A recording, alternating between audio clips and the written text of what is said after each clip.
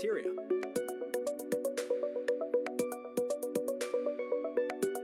Lastly, the winners will showcase their solutions during the awards ceremony. The Philippine Water Challenge is here to support ideas and solutions that contribute to the country's goal of universal access to safely managed water supply and sanitation services by 2030. So join now at pdrf.org/Philippine Water Challenge, and together, let us help you expand your solutions to those underserved and unserved Filipinos, one household at a time.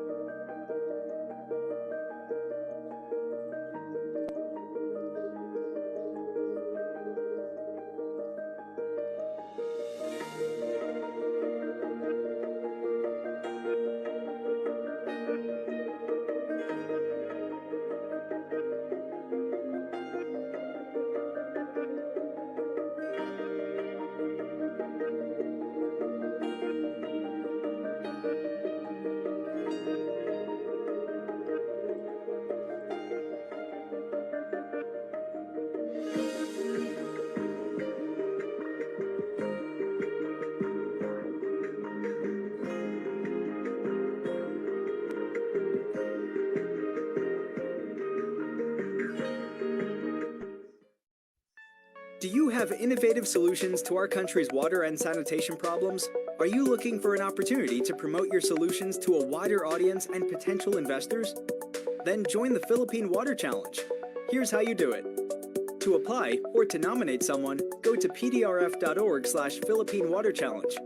Accomplish the application template and submit all the necessary information about your solution on or before September 30th, 2021. Once all entries are in, a screening committee will shortlist the best applications based on our evaluation criteria. The top entries shall be sent to the Board of Jurors represented by these organizations. They will judge the entries based on these criteria.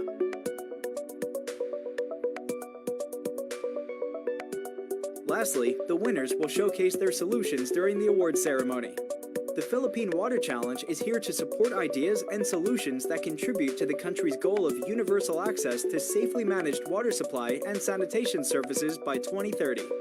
So join now at pdrf.org/Philippine Water Challenge, and together, let us help you expand your solutions to those underserved and unserved Filipinos, one household at a time.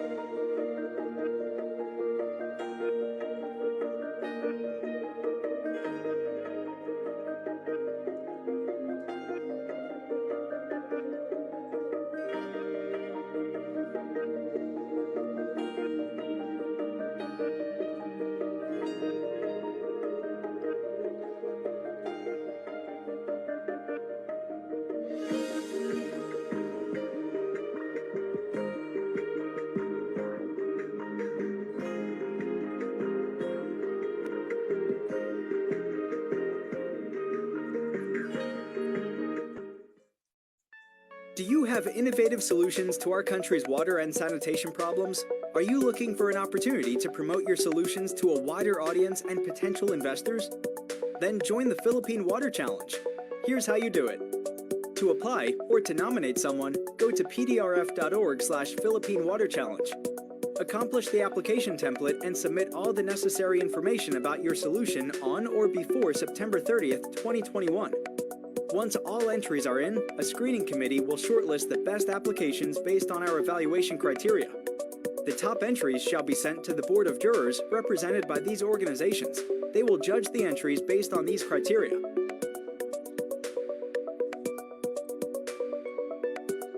Lastly, the winners will showcase their solutions during the award ceremony.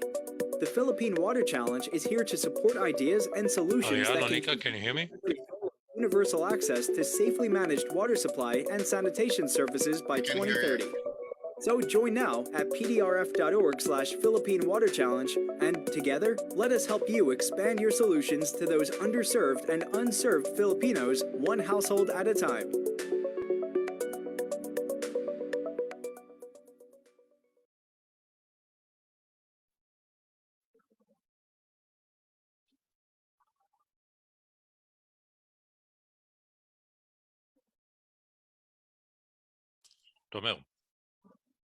Good afternoon, everyone.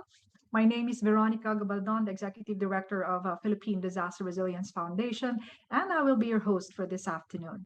Welcome to the Diving Deep into the Israel Water Sector, Technology and Solutions for Water Safety and Sanitation. Recording in progress.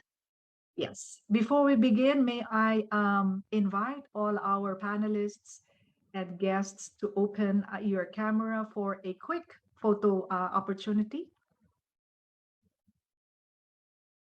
Can I ask our tech team to cue us in, please? So there you go. Big smile. Video is opening up. Are we complete?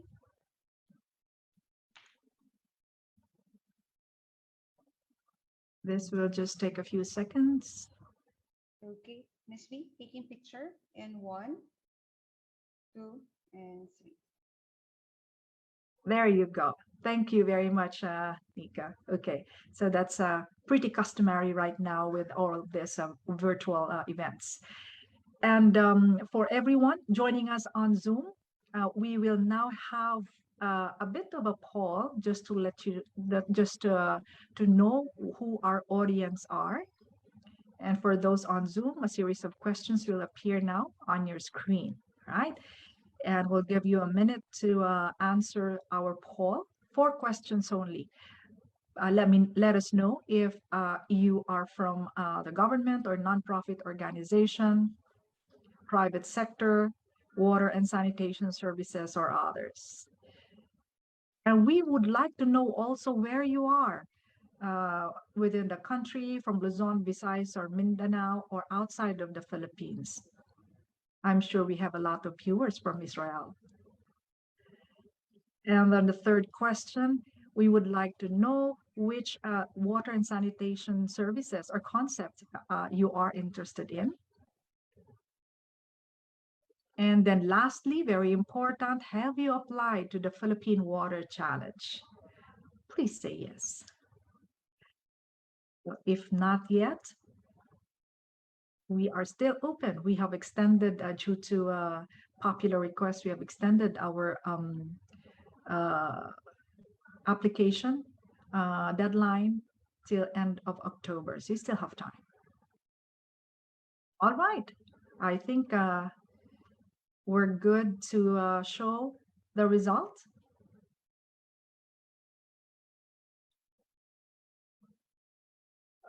I think we have enough, right? So we have about 36% from the private sector. Very good. And we have a pretty good number from the water and sanitation services. Thank you very much for joining us this afternoon. And from our partners from the local government unit, very much welcome to all of you. Okay, let's now go to, I think we still have another. Paul, that's complete already. Okay. All right. So thank you, everyone. This event is part of the ongoing Philippine Water Challenge competition supported by Israel Embassy in the Philippines, as it is aligned with their water stewardship agenda. The Philippine Water Challenge is organized by the USAID Safe Water Project, PDRF, Manila Water, and Maynilad to engage the private sector in identifying solutions to address water supply and sanitation. And this afternoon brings together experts from both the Israel and Philippine water sectors to share their knowledge and present innovations from Israel that can become a springboard for any new ideas to address the challenges of providing safe water to everyone in the country. I'd like to acknowledge and thank our partners and sponsors for this event, the USAID Safe Water Project, Manila Water Corporation, Maynilad, the Israel Embassy in the Philippines, Coca-Cola Foundation Philippines Incorporated, Smart Communications Incorporated, and Kubo Innovation Hub and Idea Space. We also would like to acknowledge the presence of our Israeli ambassador to the Philippines, Mr. Ian Floss. Good afternoon, Mr. Floss, and thank you for taking the time to attend this event. Today's webinar will be divided into two parts. The first session will focus on water supply management, and we will have three presentations from experts in the Israel water sector, followed by a panel discussion with distinguished speakers from both Israel and the Philippines. The second session will focus on sanitation, filtration, and wastewater treatment. Again, we will have three presentations from experts in the Israel water sector, followed by a panel discussion with distinguished speakers from both Israel and the Philippines. To officially kick off this webinar, may we call on Mr. Nir Balsam, Deputy Chief of Mission from the Israel Embassy, for his opening remarks. Good afternoon, Nir. Thank you, Veronica. It's a pleasure as always. Good afternoon and good morning to our friends and speakers in Israel. I would like to welcome you to today's event on the water sector, which it's a result of a collaboration between PDRF and the Israeli government through the Israeli Embassy and the Economic Mission to the Philippines. Israel is a desert, as more than half of its territory is occupied by desert and barely no rain. The thing is, once you arrive in Israel, you understand how developed Israel's water sector is, achieving great achievement and making our land fruitful of agriculture and water sufficient. From the lack of resources, we developed our most impressive water-related innovation, which includes drip irrigation, filtration, leak detection, desalination, and much more.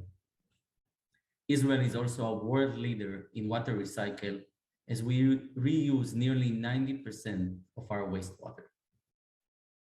The Israeli innovation, and in water in particular, is what brought us to collaborate with PDRF on the first ever Philippine Water Challenge. I'm certain that this challenge will be only the beginning and will contribute to the water sector of the Philippines.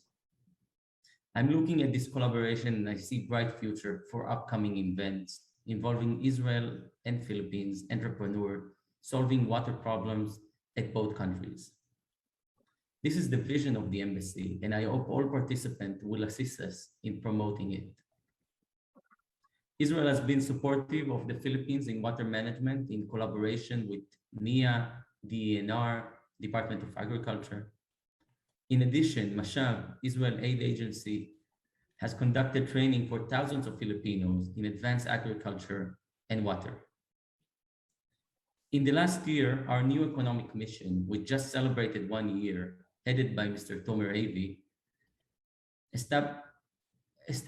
have been promoting the water sector of Israel with B2B meetings, events, and much more.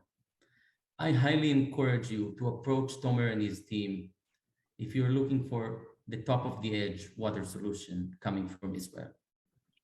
I'm hopeful that this session will show you how Israel deals with tackling our own challenges, such as irrigating dry land and lack of accessible water supply, and also give an overview of our operation on water management and irrigation solutions.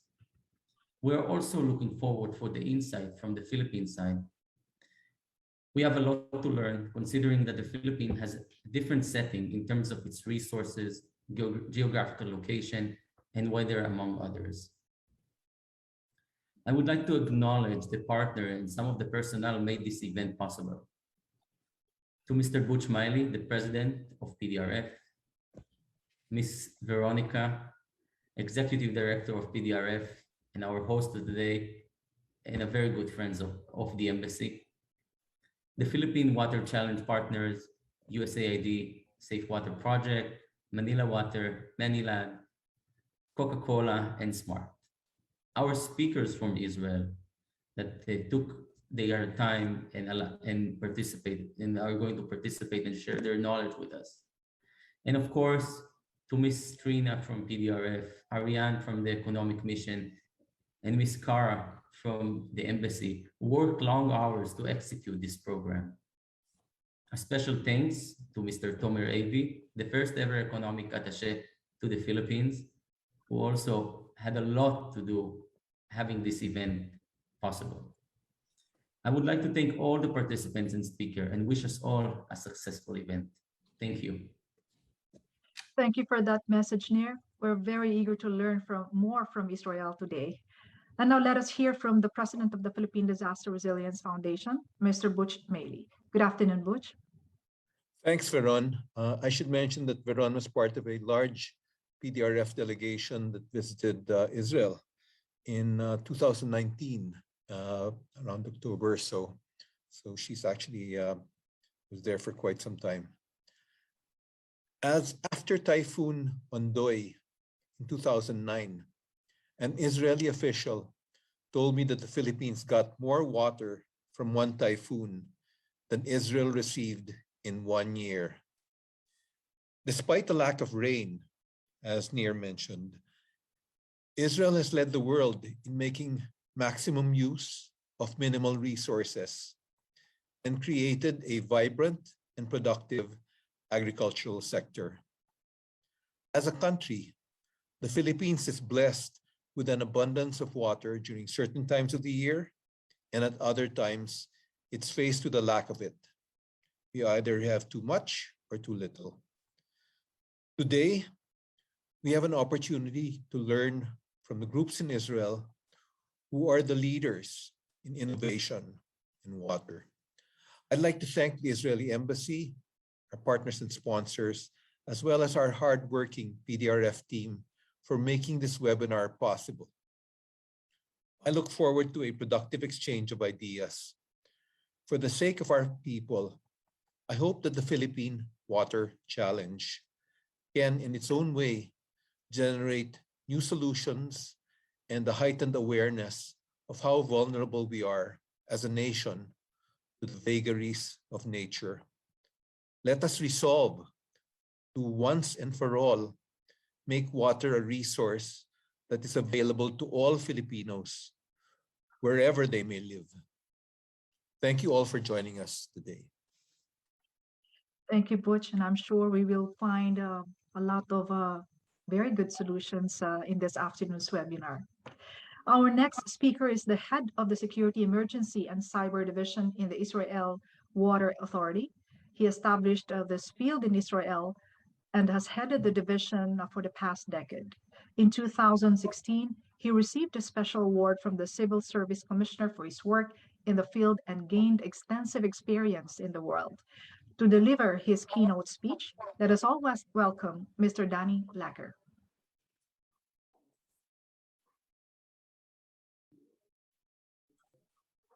Thank you very much. It's an honor being here and sharing the knowledge and presenting to the Philippines participation.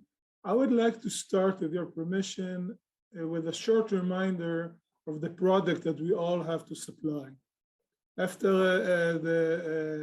Mr. Butch, I think maybe I can skip this presentation because he pinpointed the right points, but eventually we are supplying the most crucial and essential product. People cannot live without a water supply, and we don't have the alternative to skip that thing. And therefore, we have to be able to supply water 24/7, all day, and we have to be prepared for that event.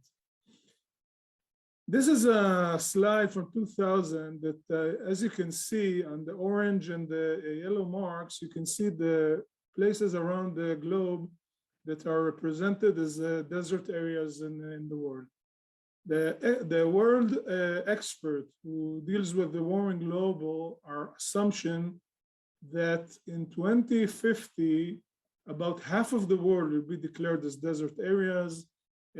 Where are there enough rain will be more rain, and when there is lack of rain will be less rain, meaning that the problem will be growing up. For Israel, it's already, of course, as Nira mentioned, it's already the reality. We are posted in the Mediterranean, we are posted in a desert area.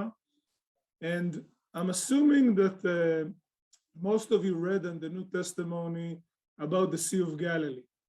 But traditionally, Israel water supply used to come from the Sea of Galilee. About 70% of domestic needs and drinking water used to come from the Sea of Galilee. But if you haven't visited Israel yet, I hope that you will visit soon. The word sea doesn't fit the Sea of Galilee. As a matter of fact, it's kind of a small shrinking lake. And during both the growth of population and water demands on one hand, and terrible 2 decades of drought in Israel, that's what happened to the surface of the Sea of Galilee. I think maybe in picture it will be more crucial. If you can see the pump over here, what happened after only 3 years different, that's what happened to the pumps. You can see the shore level in the Sea of Galilee in difference of 3 years, and you can see the difference, what happened to the surface. Meaning we cannot rely on nature anymore. So the first technology solution that we looked for was the stick of Moses. When he hit the rock and water came out. By the way, if any one of you have this technology, Israel Water Authority is willing to pay a lot of money for that. But since we couldn't find that, we went into desalination plant, meaning that we are taking water from the sea of the Mediterranean Sea, which is endless. And after approximately 90 minutes, we can supply alternative water or drinking water and domestic needs water in a very good level. And today, Israel can provide 80% of its drinking water from desalination plants. On the shores of Israel, there are posted today major 5 desalination plants, the 3 largest desalination plants in the world, using what we call a reverse osmosis system, are posted in Israel.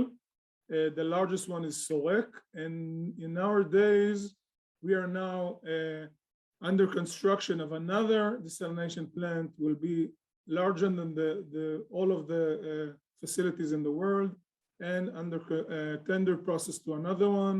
And until 2050, we'll have about 15 or 14 desalination plants at the shores of Israel.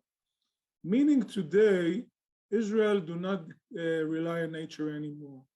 Israel Water Authority can decide, and especially in a yearly basis, that it will supply 80% of a drinking water from the desalination plants and can reduce drilling water and, of course, using the Sea of Galilee.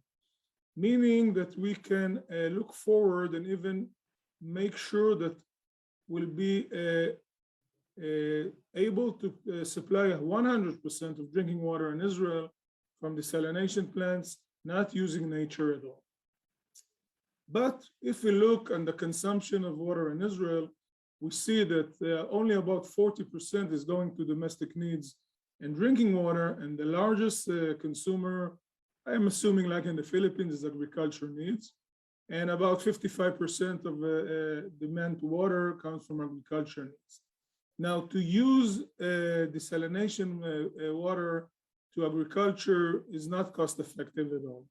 Therefore, we need another kind of solution, and we are today recycling about 86. Our goal is to get to 100%, but we're under this process. We're collecting about, we're collecting about 95% of sewage in Israel and reuse it back to agriculture needs. We have several recycle plants in all kinds of technology, but the idea is, first of all, to collect the sewage, make sure that it won't contaminate our water aquifers and the soil as well, and of course, reuse it as a cheap water and very good water to agriculture need. We can get it today to a procedure that it's equalized to drinking water in its level.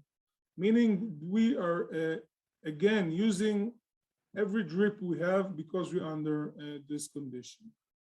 Today, 70% of agriculture in Israel being used by recycled water, meaning we can reduce, and we go more in this procedure and reduce potable water to agriculture.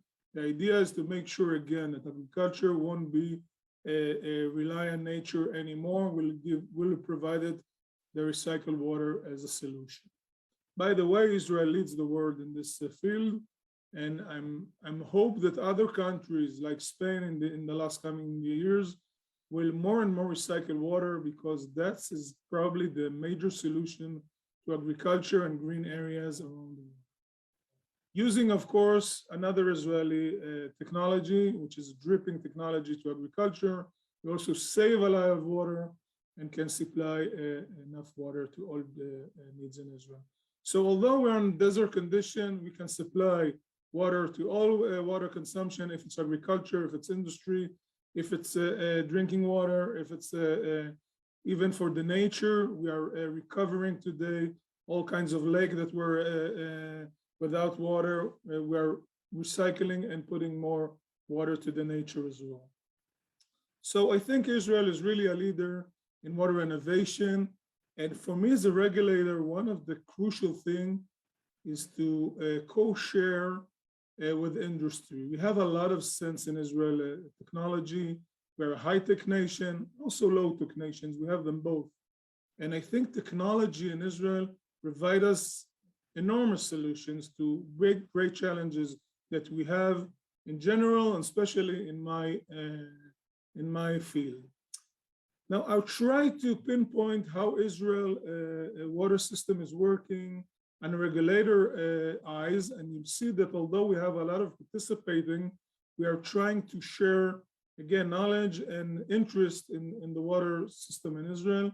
So we talked already about, let's say, the intakes to the Israel water system, if it's a desalination plant, Sea of Galilee, or wells, and the aquifer. We have a national company called Mekorot that is shifting the water from those intakes to the municipal utilities that today are operating by water cooperation, very expert water cooperation. Later you will hear my colleague, Miss Sally Levy. They put it in a different technology way, in a different national way of how to run water system, and it's much more efficient today. Of course, then it goes to the consumer. The consumer use the water, but also use the toilets and showers. We collect his sewage, treat it, and send it back to agriculture. But to all this system, there's one regulator, the Water Authority, that by law in Israel, the water are public owned. And Israel Water Authority is a regulator to all the system. No one can do what he wants in the water system or in the sewage system. Everything is kind of coordinated by Israel Water Authority and try to put it in one way of thinking.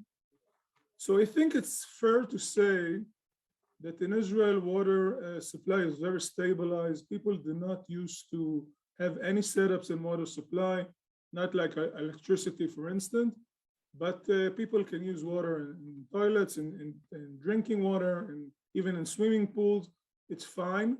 Yet we have a lot of threats on those systems. We sit in the Mediterranean and we have some enemies around us that are trying to contaminate and harm our water systems. We have a new kind of challenge of cybersecurity attacks that are trying to harm our water systems. There's from time to time collision with our neighbors with missiles and other actions that also supply water challenges. And also nature challenges, which I'm sure that in the Philippines we have common challenges. Israel sits on the Syrian African Reef, meaning that we statistically are having a lot of earthquakes.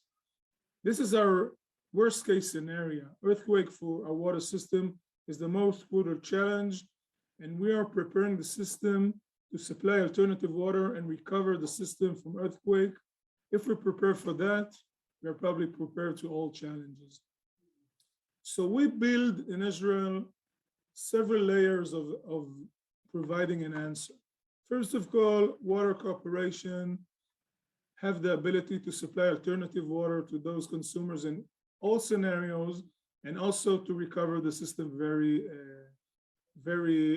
efficiently.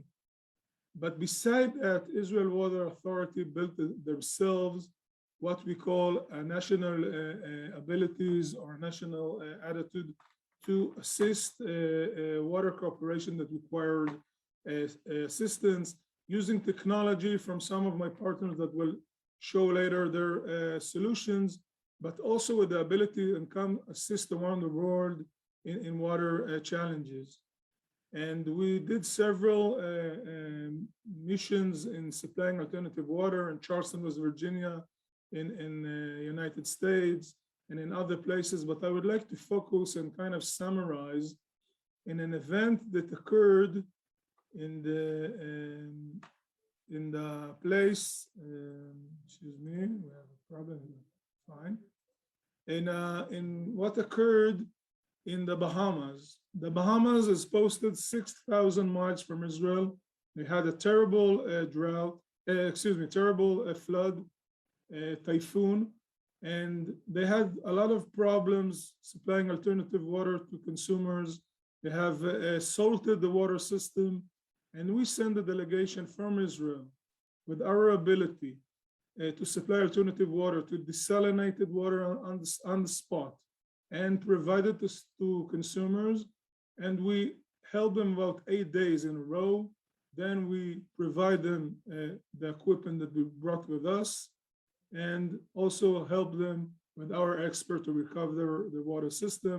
I would like to show you a short clip that demonstrate the activity that Israel provide in this area.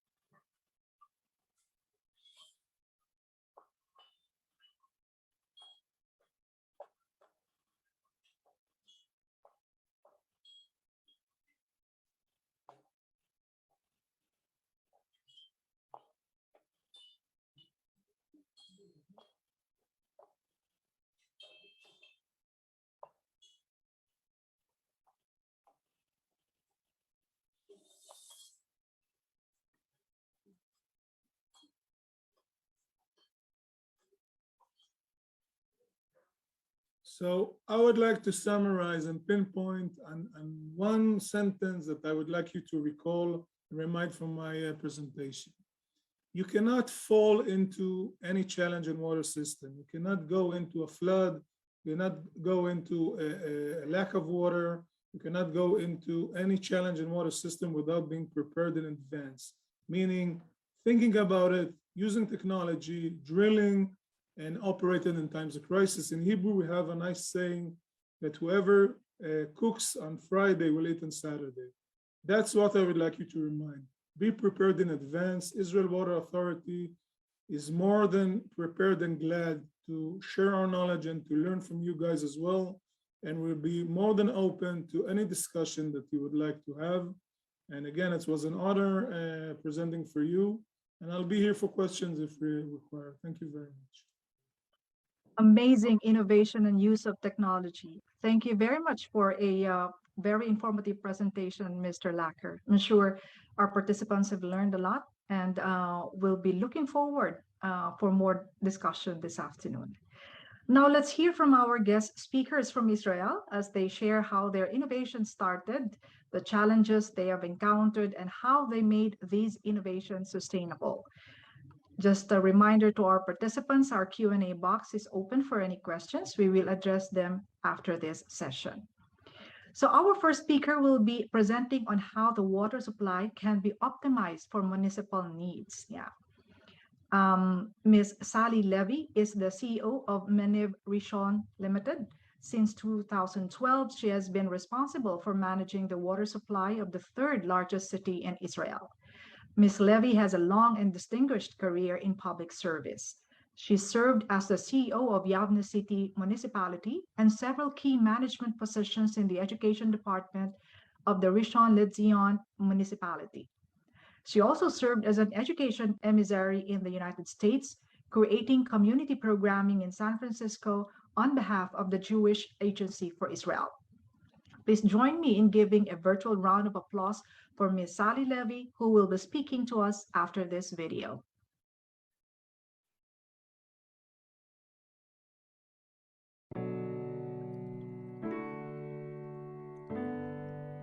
In an ever-drying world, the most basic resource must be dealt with a special approach.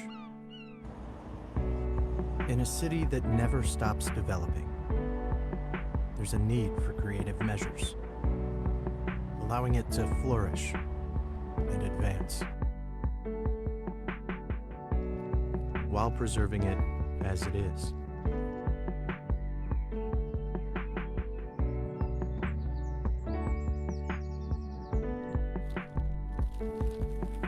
To engineer complex solutions,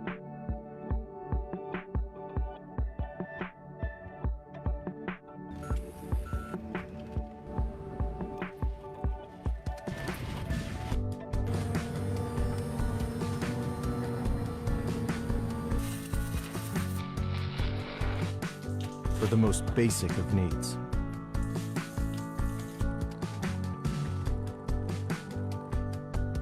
That is our ongoing responsibility, 24 hours a day, 7 days a week. Continuing a tradition over 130 years old, while never stopping innovation and thinking outside the box, like how to preserve what would have otherwise been lost and transform it into this.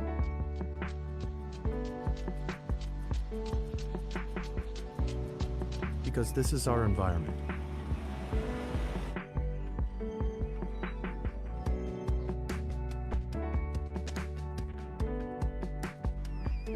And this is our community.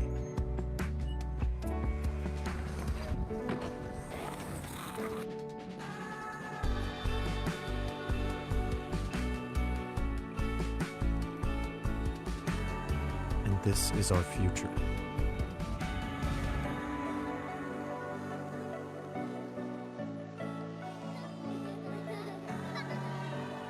And that's why we are here. Construction workers, engineers, warehouse workers, maintenance staff, customer service, managers. We are Maniv.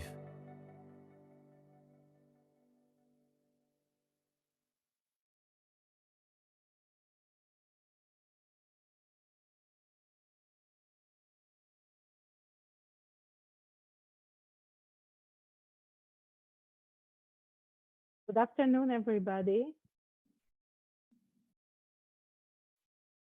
Good afternoon. We can hear you, Sally. Okay, I'm just sharing my presentation. 1 minute.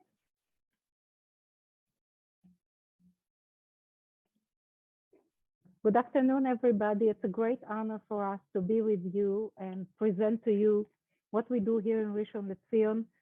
It's the 4th largest city in Israel, but not for long. We're going to be the 3rd largest city because I think in about 5 years, even less, we're going to have many more habitats in this city.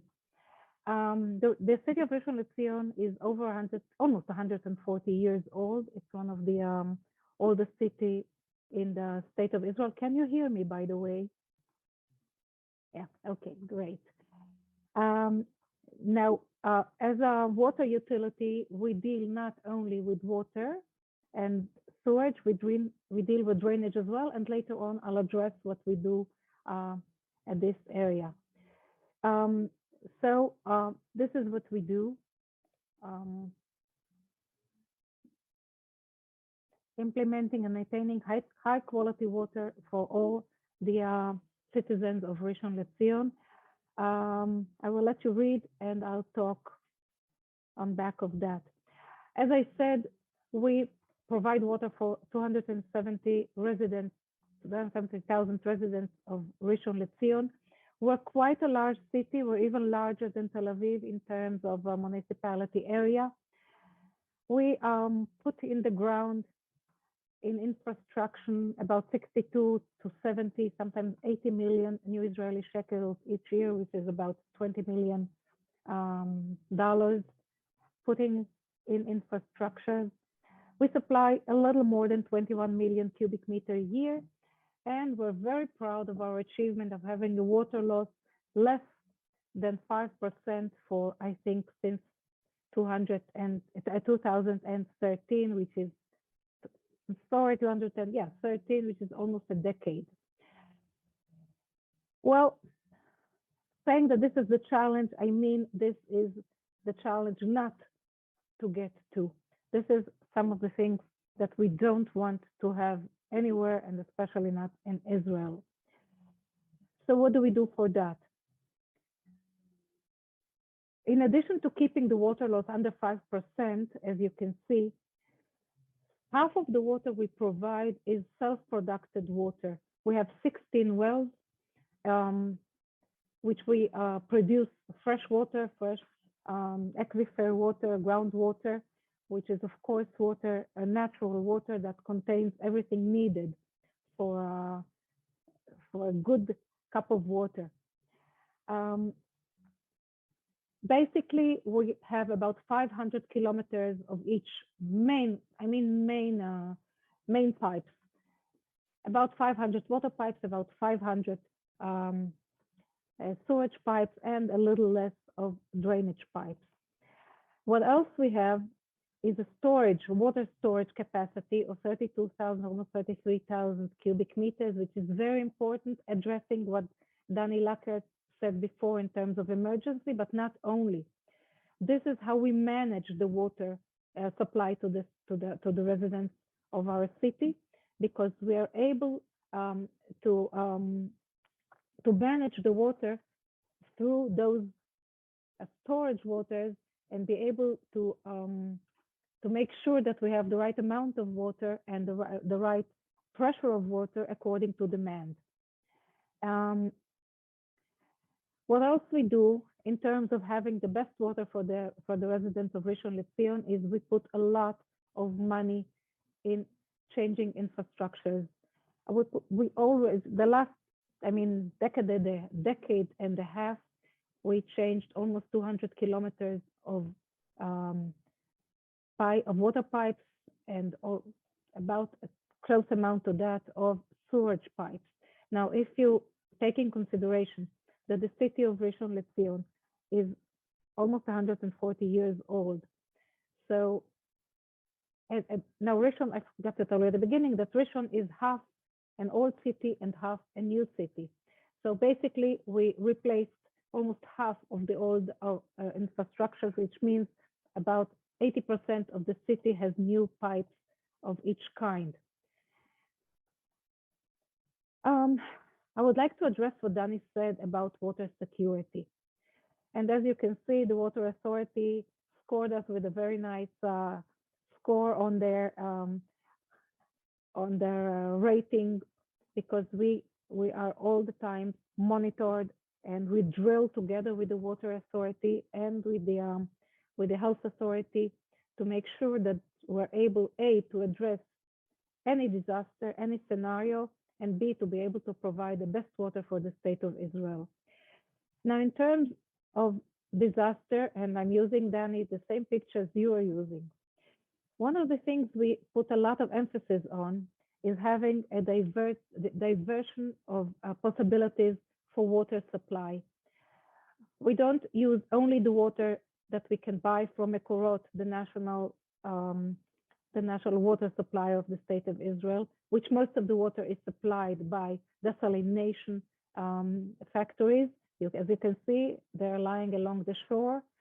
And, if we're looking for worst scenarios, even a ship that loads its diesel is fuel into the sea can stop one of those desalination facilities. So that's why we put a great emphasis on using our wells, in keeping pumping water from the groundwater, from the underground water. So that's why we insist of having half of the water, our own water, not to have to rely on outside sources. Danny mentioned another source, which is the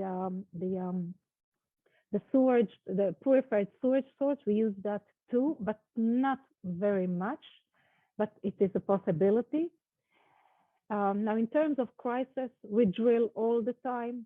We put a lot of thought into trying to see what can be the disasters and the scenarios, and we're getting ready for it. Here you can see a station, which is a portable station to be able to supply water.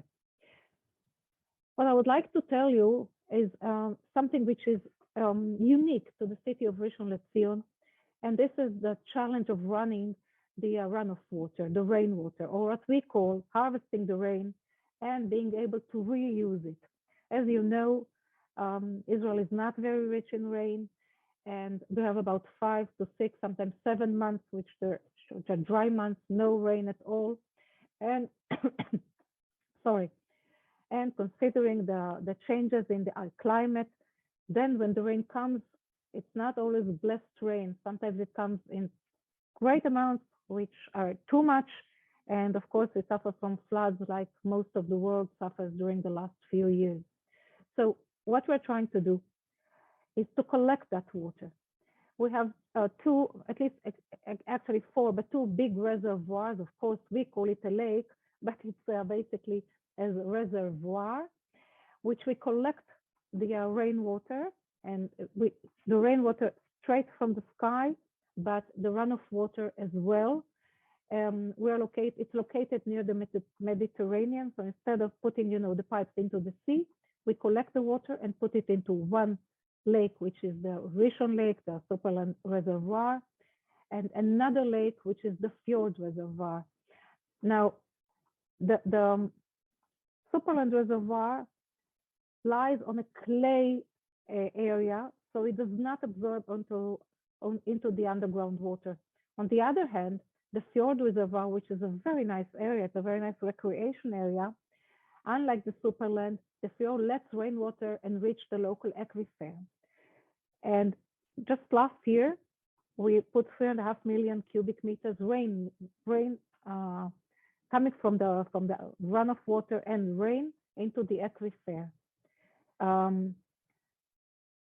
You can see that since we established this lake, we put almost 30,000 cubic meters into the ground. Now, we are allowed to use this water, which we call recycled rainwater, as an irrigation source for all the municipality needs on the west side of Rishon LeZion, which is the newest part of Rishon LeZion. Even the football area, the football stadium. So this is the 4th source we are using, which is unique to the city of Rishon LeZion, and I think is a great way to use water that otherwise goes to waste. I'd like to address 1 minute to the technologies we use. Not going to put a lot of time into it. If you have questions, we'll address it later. Of course, the GIS, the Geographic Information System, remote control on the operation of sewage drainage facilities, SCADA, continuing monitoring of water and sewage network. And basically, we can see everything that happens in the city on our GIS system. And that's basically what we do. We manage what we call a clever water system, water sewage and drainage system. Thank you. Thank you very much, Sally. Again, another informative presentation, especially on having that continuity and redundancy of water supply. And I like the idea of that water distribution channels during crisis. As you know, Philippines are always in this mode of crisis with the hazards that we have. Thank you very much again, Sally. Our next speaker is from you. Bernard Water Control Solutions, and will be discussing their organization's innovations in the field of water supply management. From his regional base in Singapore, Mr. Ram Weingarten and his technical commercial team handle the Philippine market along with our trusted local partner, Unifield. He previously managed Bernard's China operations, offering hydraulic control solutions for waterworks, buildings, fire protection, and irrigation applications. Please join me in welcoming Mr. Ram Weingarten. Thank you. Good afternoon. So yes, my name is Ram and I'm from a company called Bermad. What we will discuss is a little bit how we would like to help the Philippine water industry be assisted in the issue of uninterrupted water supply for water networks. These are the ways to contact me. I'll have this slide at the end as well. The QR on the left is for my LinkedIn page if you have any connection, any question. And on the right, our website. You can always contact us for anything that you wish. 2 words about our company. So first, Bermad is a company that makes control accessories such as control valves, air valves, meters, and other control accessories in different businesses, such as irrigation, fire protection, mining. But today we will talk about the waterworks market, the water supply market. And within this waterworks business, we have many different products such as pump control valves, air valves, relief valves and circulation, handling surge, metering, and pressure management. And I will discuss in a few minutes why all these things are important and how it can help making sure that the water supply system is very reliable. And we are assisted in the Philippines, as Veronica stated, by our loyal partner called Unifield. We've been working with them for about 30 years. Very strong assistance in Manila Water and Maynilad and everywhere around the Philippines. So for any questions you have regarding this issue, please contact Lino and George and all the great team that is over there. And if you want to have joint meetings with us, we're more than happy to do so. So let's talk about this issue of uninterrupted water supply. 3 things. First, main pipeline surge protection. There are the main pipelines that bring the water from the water source or the water plant into the network. How not to get them to burst. This is one topic. Second, once the water is supplied within the network, within the municipal network, how do you reduce the leaks in this issue called non-revenue water? Reducing leaks in the system through pressure management. And the third topic is if you have a big burst, how do you shut off the system not to have a big spillage of water? I'll cover these 3 topics very briefly. So first is this issue called surge. Some people know the term as water hammer as well. This is a phenomena in which a sudden shut off of the pumps due to mechanical or electrical failure, the water keeps moving up and then falls back down, as you'll see in this video. You have a sudden shut off of the pump, but the water still flows up the pipeline. Then when the energy is done, it comes back with a bang. After vacuum conditions, it comes back. It can create very severe damage in the pipeline, in the pumps, and so forth. So this is a big issue that designers and engineers always worry about. What we do is that we can get all of the network information, the elevation, pressures, and a lot of issues with that. We analyze the network and we recommend what kind of products to put where. These are examples of the installations we did in the Philippines. We have hundreds of these installations everywhere. And it relies a lot on the local support of Unifield, of course, how to exactly adjust it, how to run it through. So this is something that we are very good at all over the world, and also in Manila Water and everywhere in the Philippines. Another issue is leakage reduction. This is actually something that the Philippines is known for all over Southeast Asia and around the world, how to very actively manage and reduce leaks in the municipal system. As you see in the left side, if there's high pressure in the system, there will be lots of leaks. Same pipeline with lower pressure, less leaks. So it is a matter of getting real-time information, analyzing it in the correct way, and providing high pressure only when it's needed during peak demand time, like 7 in the morning and 6 in the evening, but reduce it in the valley time, for example, 3 a.m., where almost nobody's using water. This is also not just hardware, a lot of software, a lot of algorithms that in a smart way know how to analyze this system. We are the ones that can provide the equipment and can help with the analysis and the control of all these systems. So we have different products with it and software, and we work along with the engineering teams and the municipalities in order to give a complete solution. Of course, we have had hundreds of these installations as well all over the Philippines, and you can always turn to Unifield to get a consultation and project execution in this. The third topic is burst control. Okay, we did everything to protect before, but it didn't work. What happens if there's a giant burst? At that point, the burst itself can cause additional damage. The reservoirs can empty. This giant flood of water can cause additional damage to equipment and people. So what we want to do is, if there's a burst, shut down the system.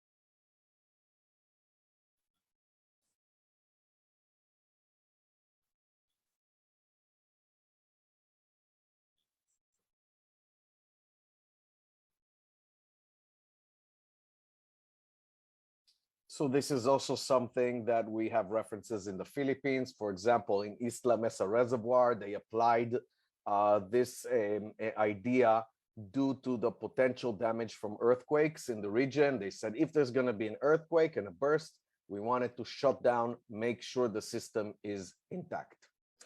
So those were a few examples of the kinds of things that we do in the Philippines, and there's more. Contact Unifield, contact me, no problem, whenever you wish, for any questions that you have. And thank you for your time. Thank you for sharing these technologies with us, and happy to know that these services are here in the Philippines. Thank you, Ram. Our next speaker is Ms. Anna Chernyavsky, the Senior Sales Manager at WaterGen, an organization which provides a worldwide patented revolutionary water from air technology. Anna joined WaterGen in September 2020 with a decade of experience in global B2B sales, strategic partnerships, and sustainable business development. Previously, Anna held senior commercial roles in leading Israeli companies, working closely with top executives and senior level decision makers worldwide. Please join me in giving a virtual round of applause for Ms. Anna Chernyavsky. Over to you, Anna. Thank you, Veronica. Thank you very much for the opportunity. Here we go. Can I share my screen now?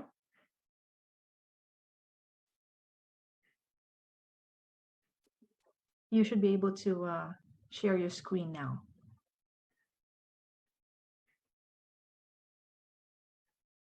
Okay.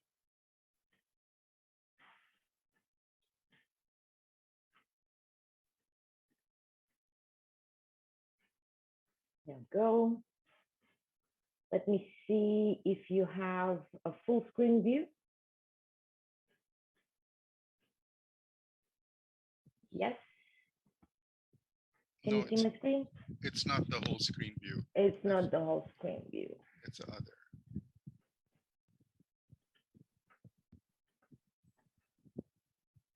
Apologies for that.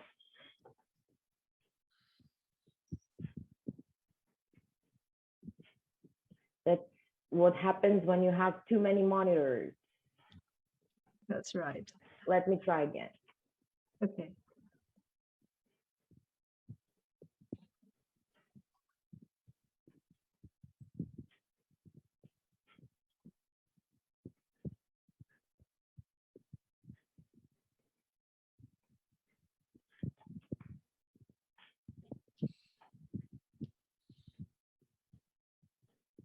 Are we good now? Not yet in slideshow. Not yet in slideshow. Okay.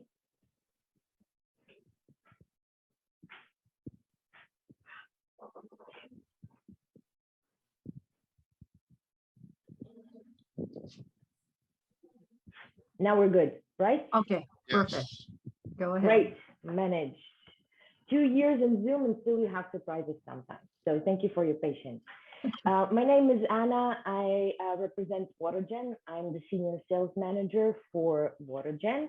And I will skip the depressing slide of water crisis. I think we all know why we are here today.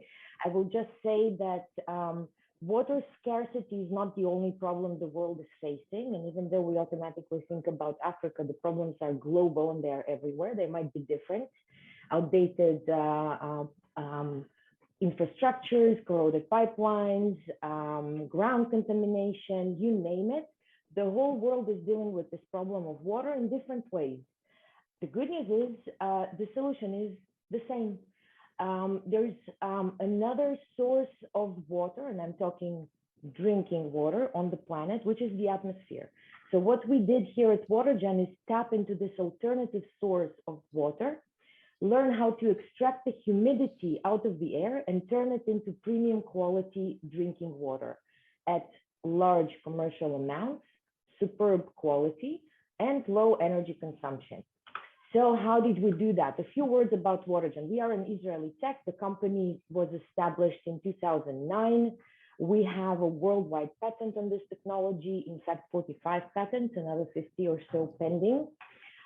We are already working in more than 80 countries around the world, manufacturing in 5 locations.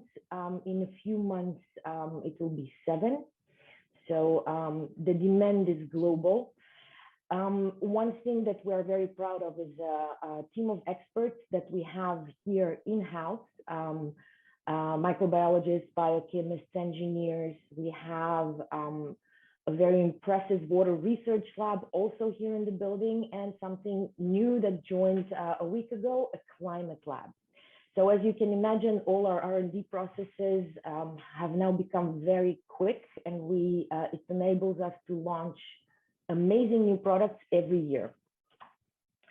In terms of industry recognition, you might be familiar with some of the names here. I will just mention, despite the loud names and the big entities that you see, the Ministry of Economy of Israel named WaterGen as one of the most influential innovations in the history of the state of Israel. This is a huge compliment. It's like winning the Oscars for us as, being the startup nation. Very, very dear award to our hearts. And as you can see here, a few examples due to our work, due to the type of work that we do, world leaders are our best brand ambassadors. But it's important to say that we do what we do because the most important award for us is the ability to help people around the world. And we are lucky to have the opportunity to do so. Let's talk about the technology very quickly.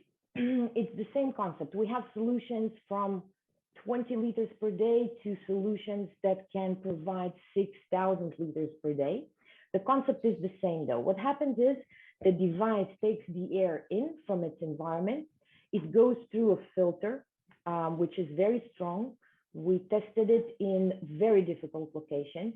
So the air filter eliminates dust, dirt, air pollution, everything that we don't want to go into the system. Clean air is then guided into the core of the technology, the patented part. This is the heat exchange unit that we named Genius. What it does is a condensation process, which is, I have to say, not our patent. It's the patent of God. It's been around before WaterGen. But what our experts did, they took the traditional heat exchanger, took it apart, and reinvented it with the sole purpose of generating drinking water. Due to the configuration of this part and the materials that we use, we are able to produce a lot of water with very little energy, electricity. This is one. And secondly, due to the same patent, we can generate water in a very wide range of climate conditions, starting with as low as 20% humidity. This is critical. This enables us to help so many more regions around the world. So at this point, we turned air molecules into water molecules. What we do next, we let it run through several filters, even though they are already, it's probably the purest form of water that exists. Nonetheless, it runs through a chemical filter, carbon-based, gets microbiological treatment, UV light, sediment, etc. And on top of that, we add minerals to the water, such as calcium and magnesium, due to the long-term health effects. Obviously, this is one. Drinking water is a very big source for us humans to consume those good minerals. It's not the only source. We also get them from food, but it's an important one. And the second reason is taste. The water has to be enjoyable. And I think our team made something right with the formula. I never met anyone that tasted this water and didn't like it. So there must be a consensus on the taste of water. To wrap up, the water is circulating constantly in the tank up to the moment of consumption to keep it fresh and tasty and good and delicious. This is how it works. In terms of quality, something we take very, very seriously, as you can see here, all the major institutions, certifications of quality, not only on the machine, but also on the water itself. Our water is certified premium quality drinking water. And just some focus on very unique advantages. I mentioned energy a couple of times. This is critical because this is the only operational cost you have. You need air, which is by default still for free everywhere. And electricity. The fact that we managed to reduce the energy consumption so dramatically means that the OPEX with our units is ridiculously low. Environment, I think it's clear. No pipelines, no boreholes, no infrastructure, no transportation of water, which is a big evil, especially if you use fossil fuels and plastic. All this is not needed because all the solutions are plug and drink. It means you install the device there where the people are. We can adjust the size based on volume needed. So depending on how many people will be drinking, we will set up the right solution. And the fact that the devices can operate on any source of energy, right? To put it simple, the machine doesn't care how you generate electricity, as long as you provide the right voltage. This fact, first of all, enables you to save even more, because if you integrate renewables into your mix, you save operational costs. This is one. Secondly, you can be completely off grid. You can be anywhere, even without infrastructure, remote areas, disaster areas. You can put devices on a truck and get to people that were cut off by floods, earthquakes, etc. And a quick overview of products, and then I'm done. We have solutions that can provide drinking water to an entire village, like the Gen L, 6,000 liters per day, or large-scale industrial setups like mines, like factories. The medium-scale solution, 900 liters, very compact, very versatile, just under 800 kilos.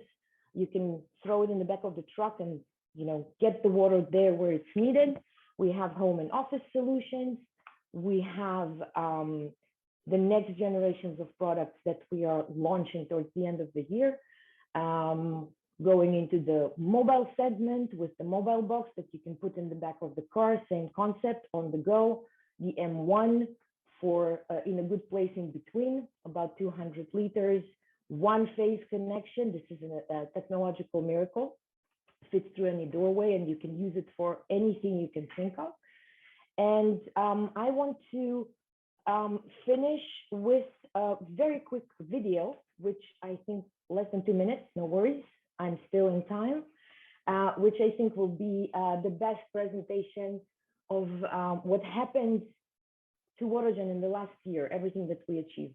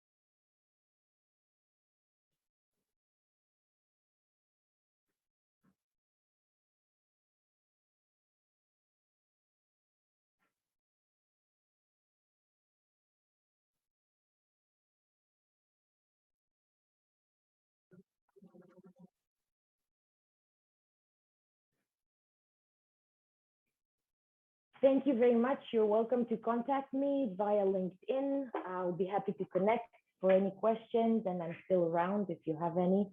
Thank you and all the best.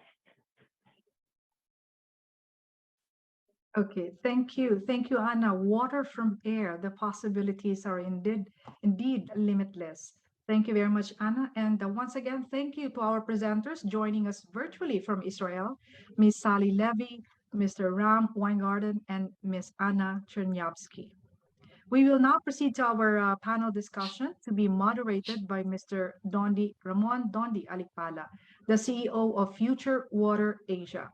Dondi is the CEO of Future Water Asia, a consulting firm providing advisory services to help towns and cities overcome challenges to meet its water and sanitation targets.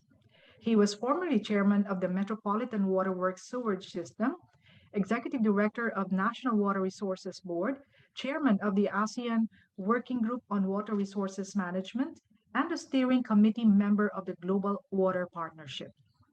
He continues to consult for international organizations such as USAID and the Asian Development Bank.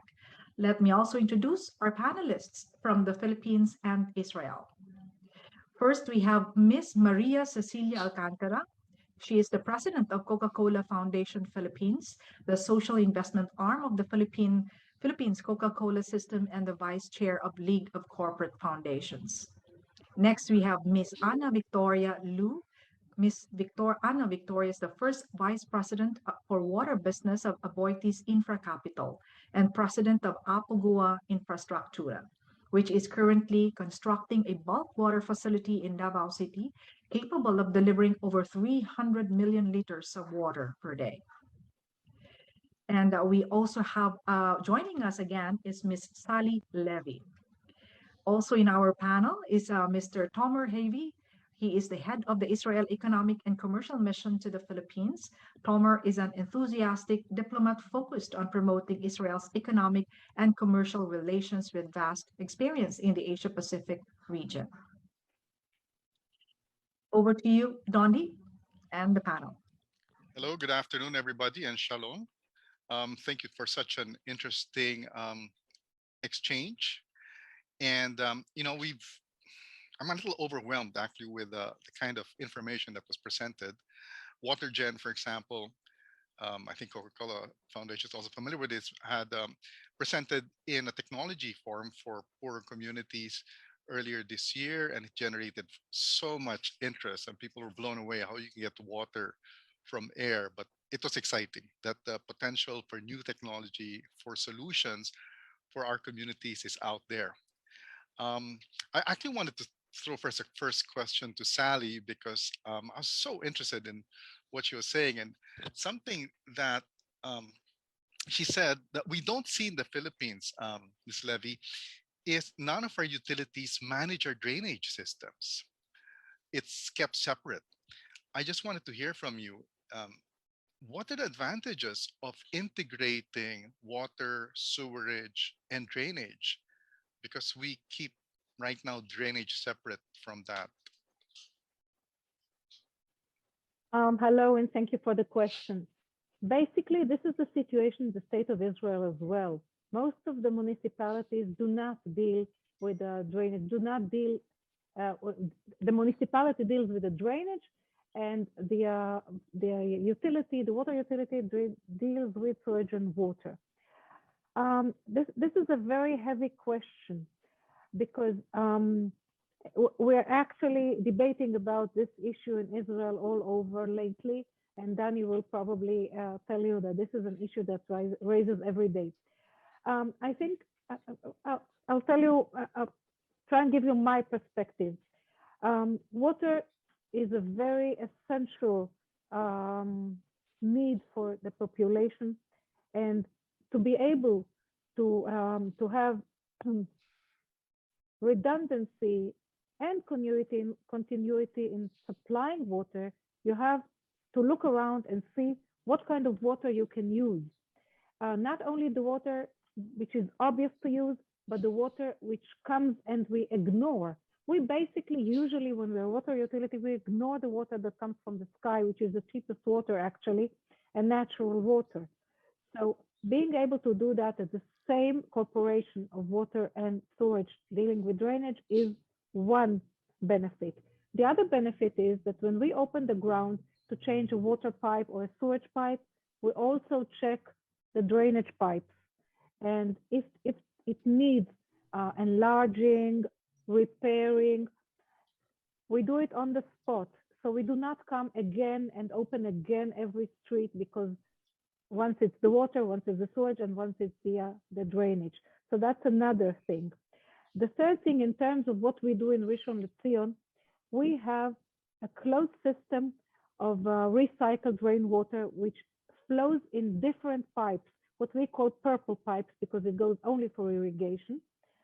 Now, if I face a water crisis, and what we do is trying to get ready for every possible scenario and practice that, I have a different water system. If I have a water contamination, for example, I have a clean, different system that is not does not run with the rest of the systems. That's basically it. On the other hand, it's a big headache. The municipality itself pays for everything we do in terms of drainage because it's their responsibility by law. And it's a big headache because, you know, changes of climate, water disasters, floods. So when hard rain starts, I take my phone, my earheads, and I move to the other room not to let my husband sleep. Maybe he likes the rain, I don't know. So that's in a nutshell. I hope I addressed your question. Well, we like the rain too, as long as it's not too much. Because Yeah. I don't know if you ever get too much in Israel, but we get too much here. But Tom, a quick question, and we've spoken about this before, and we know that Israel, when it comes to water management, especially when it comes to water demand management, which is only recently being introduced in the Philippines, Israel is way ahead in that race. But that's also because of it's a necessity, because as Sally mentioned, there's a lack of rain. But how can we translate the technologies developed in Israel for that kind of situation to a tropical environment in the Philippines? People sometimes don't see it, but there are solutions that we can use. And so how do we change the narrative from that situation to a tropical, and we can still use the technology and it's still necessary for us? Thank you, Dondi, for the question. I think that's the $1 million question. How can we translate the technology and make it implemented here in the Philippines? Before I address this question, just like to congratulate again PDRF and USAID, Safe Water, and Manila Water and Maynilad for this amazing initiative, Philippine Water Challenge. I think this is a great innovative solution to bring some bottom-up ideas and solutions. And you know, to address your question, so yeah, I think that we are not the same. Israel is a very small country. I think you saw in the map of Danny. So we're experiencing a different climate. You mentioned what is a lot of rain. I'm not sure that the definition of a lot of rain in Israel is similar to Philippines. I've been here in July. There was a cloud here for 1 week, didn't go anywhere, and there was a lot of rain. That's not something that we're used to in Israel. In Israel, it's quite short, and whenever you have something more unique, so then you feel it. So the challenges are different. You know, I also visited some of the islands here in the Philippines. Yeah, it's a little bit different. It's geographically, it's very, very challenging here. Other than a small country that you know, you can take like a car and go in 4 hours. You can cross all of Israel, and here in Philippines, it's really much more challenging. So I think that we have some good ideas and innovative ideas and technologies in Israel, and also now we have the time of COVID-19 that is happening here. So the Israeli companies are not able to come here. I think it's also a big challenge in demonstrating the technologies, demonstrating the solutions. And I think we need to first understand the needs from the Philippine side. We need to understand what are the needs and what are the technologies that can really answer it. But not only, you know, maybe it's we need to also understand that the costs needs to be adapted, and also the solution needs to be viable and sustainable. And we need to find also, you know, that we have some companies, Israeli companies, that our technologies are already being implemented here in Southeast Asia. That means that they are already demonstrated in a climate and geographical conditions that are not so far away from Philippines. Not to say that our companies that already work here and have some sites and demo sites and so on. So I think that one of the things that you will discover about Israelis and Israeli businessmen, companies, they usually do not sell, you know, the product as is. Usually they provide a tailor-made solution. They also learn about the needs, the feasibility study, pilot, and all the stages you need in order to have project executed. So I don't have the magic answer to that, but I think that again we are here as the Economic and Commercial Office together with the Embassy of Israel. We will be happy to be your the bridge, the contact person, the focal point for you to discover the technologies, discover the solutions from Israel, and contact the relevant companies, and also work on the process, because it's not ending there. It's only the beginning. And hopefully, Dondi, really hope that finally the borders will be open also in Israel and also in Philippines, and we can see again delegations and visits, because there is no other way I mean, you need to see it in your own eyes that it works, that the technology works. Otherwise, you'll be hesitant in purchasing it. So I hope it answers the question.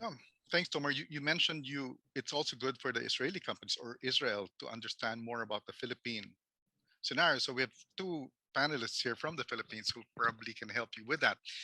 Now in the Philippines, there are over 5,000 utilities. I'm sure you can count the number of utilities in Israel with Mekorot. We don't have that system here, but we have Coca-Cola Foundation here. Cecil has been at the forefront also of helping small and marginalized or poor communities improve their access to water. So Cecil, one thing I'd like to ask you, what have been the challenges you've encountered in helping the communities? Is it a water resource issue? Is it technology issue? Is it finance issue? And how do you address these issues? Yeah, hi Dondi, and good afternoon, everyone. First of all, I'd like to correct the introduction made about me earlier. I'm no longer vice chair of the League of Corporate Foundations. I don't want to be misrepresenting. It's now Reggie Andal of Manila Water Foundation. But I'm still with Coca-Cola Foundation. So thank you for inviting me. Now, we've done a lot of, as Dondi said, we've done a lot of work helping small communities, mostly upland and rural, have a safer and regular source of water. Most of them are upland, so they have to walk along long distances just to fetch water from rivers or streams that are nearby. And I think the biggest problem, the biggest concern that we've faced in these projects is actually sustainability of the projects. Technology-wise, we've had to use very basic, very simple technologies such as gravity systems and ramp pumps, which are easily maintained from their end. Now we get the community people to learn how to maintain the systems themselves, because they've really been on their own for the most part. They've not had anyone servicing their needs. So it's like taking things into their hands, organizing so that they can have a regular source of water. The foundation provides the hardware and the training for these things. No? So it's very important to strengthen that community water association such that they are able to maintain the systems that we have given to them. That would also include collection of fees from everyone who uses it. And that's a big challenge, because prior to that, they didn't have to pay for any water. The water was free to them. So I would say it's the people factor that's the biggest challenge in these very remote rural communities. So did you get involved in the capacity building also? Is that something that the foundation does? Yes. So when we go to communities, we not only provide the hardware, but we also work with the NGO partners to organize the communities, train them, and organize their association, so that we're able to leave them with a running system where they have collections, they have maintenance. But still, as we go back, we still have concerns on the collections, because that's something they're not used to. And so we're actually looking now for one of our partners is developing a mechanical. Most of our projects also, by the way, are level 2. So it's common faucets. So how to collect from people who are using the common faucets, how to equitably distribute the water someone could just be monopolizing the faucet and the others are not getting their share. Yes, things like that. So we're working with one of our project partners is working on a mechanical dispenser where it'll be coin operated, and so that people will line up properly and get to pay for the water that they use at the most minimal amount. Thank you, Cecil. I want to throw the next question to Anna. Anna is with Aboitiz. Aboitiz is a bulk water supplier in in Davao, one of the largest bulk water suppliers. So, to our colleagues here from Israel, we don't have a Mekorot, so it's also privately driven in many areas. It's a private operator that supplies the bulk water, but Aboitiz is still a relatively new player in the water space, and I'm sure they're looking to become a bigger player. So, coming from Anna, from a relatively new player, which of the presentations excited you the most, or what did you pick up on that you thought would be something you'd like to pursue, or that generate a lot of interest on your part, and that might be relevant to Aboitiz? All right, thanks, Dondi. And thank you for having me here as part of this panel. So it was a very interesting presentation we've had. But I think one thing that really interests me, not in terms of technology, but more of like what Sally said, where she mentioned about diversity in water supply source. And that's actually currently something that we're doing here in Davao City, making sure that there is the right mix of groundwater and surface water. And of course, in certain areas of the country where applicable, maybe even desalination. So for instance, here in Davao, we're currently building a 300 million liter per day facility with Apo Agua in partnership, of course, with the Water District and JV Angeles Construction for bulk water services. And this really is to help shift dependence of the city on groundwater sources to more sustainably sourced surface water. So this allows the water district to recharge their existing deep wells, and which will be ready to be reactivated as needed. So whenever there's a spike in demand, a sudden growth in development in the city where they would need more sources, they can easily reactivate these groundwater sources. So it's really ensuring that there's a proper mix in place, but also ensuring that sustainability is key, because it really is important for long-term growth of a city. But other technologies that have been mentioned here also, of course, like for the smaller areas where they don't really have proper water source, the air to water technology is very interesting. But of course, taking into consideration that there is the affordability factor, especially for areas which are located in quite rural areas. I'm just curious, in the case of Davao, you talked about different water sources, but do they all go to the same treatment plant, or are you planning also to diversify the treatment plants? So it's from a water security standpoint. So distribution is actually handled by the water district. So they have their own production well. So that is treated separately. Apogua is going to provide them with about 300 million liters per day from a separate source. These are sourced from a river, and they all go. This is going through our integrated water treatment plant, which, by the way, also houses its own hydroelectric power plant. So the same water that we use to treat and deliver to the city is the same water that we use to generate our own renewable energy. So I think these are types of solutions that would really be relevant in the Philippine context. like I said, sustainability and efficiency. So because we're generating our own power, we're not even using power to distribute the water, the treated water. It all flows through gravity over 57 kilometers of treated water pipeline. So this ensures efficiency in operations, which would then translate to accessibility and affordability of the treated water to the residents of the city. That's really impressive. I just want to remind everybody that if you have any questions, there's a Q&A tab. Please ask your questions there. Our other speakers have been very diligently answering those questions, and so thank you very much for other speakers. Sally, I want to get back to you. One thing that I'm most impressed really with Israel is how they practice water demand management, which is something we don't do very well here. When we need water, we don't look at the demand side. We just look at look for additional sources, which can be expensive.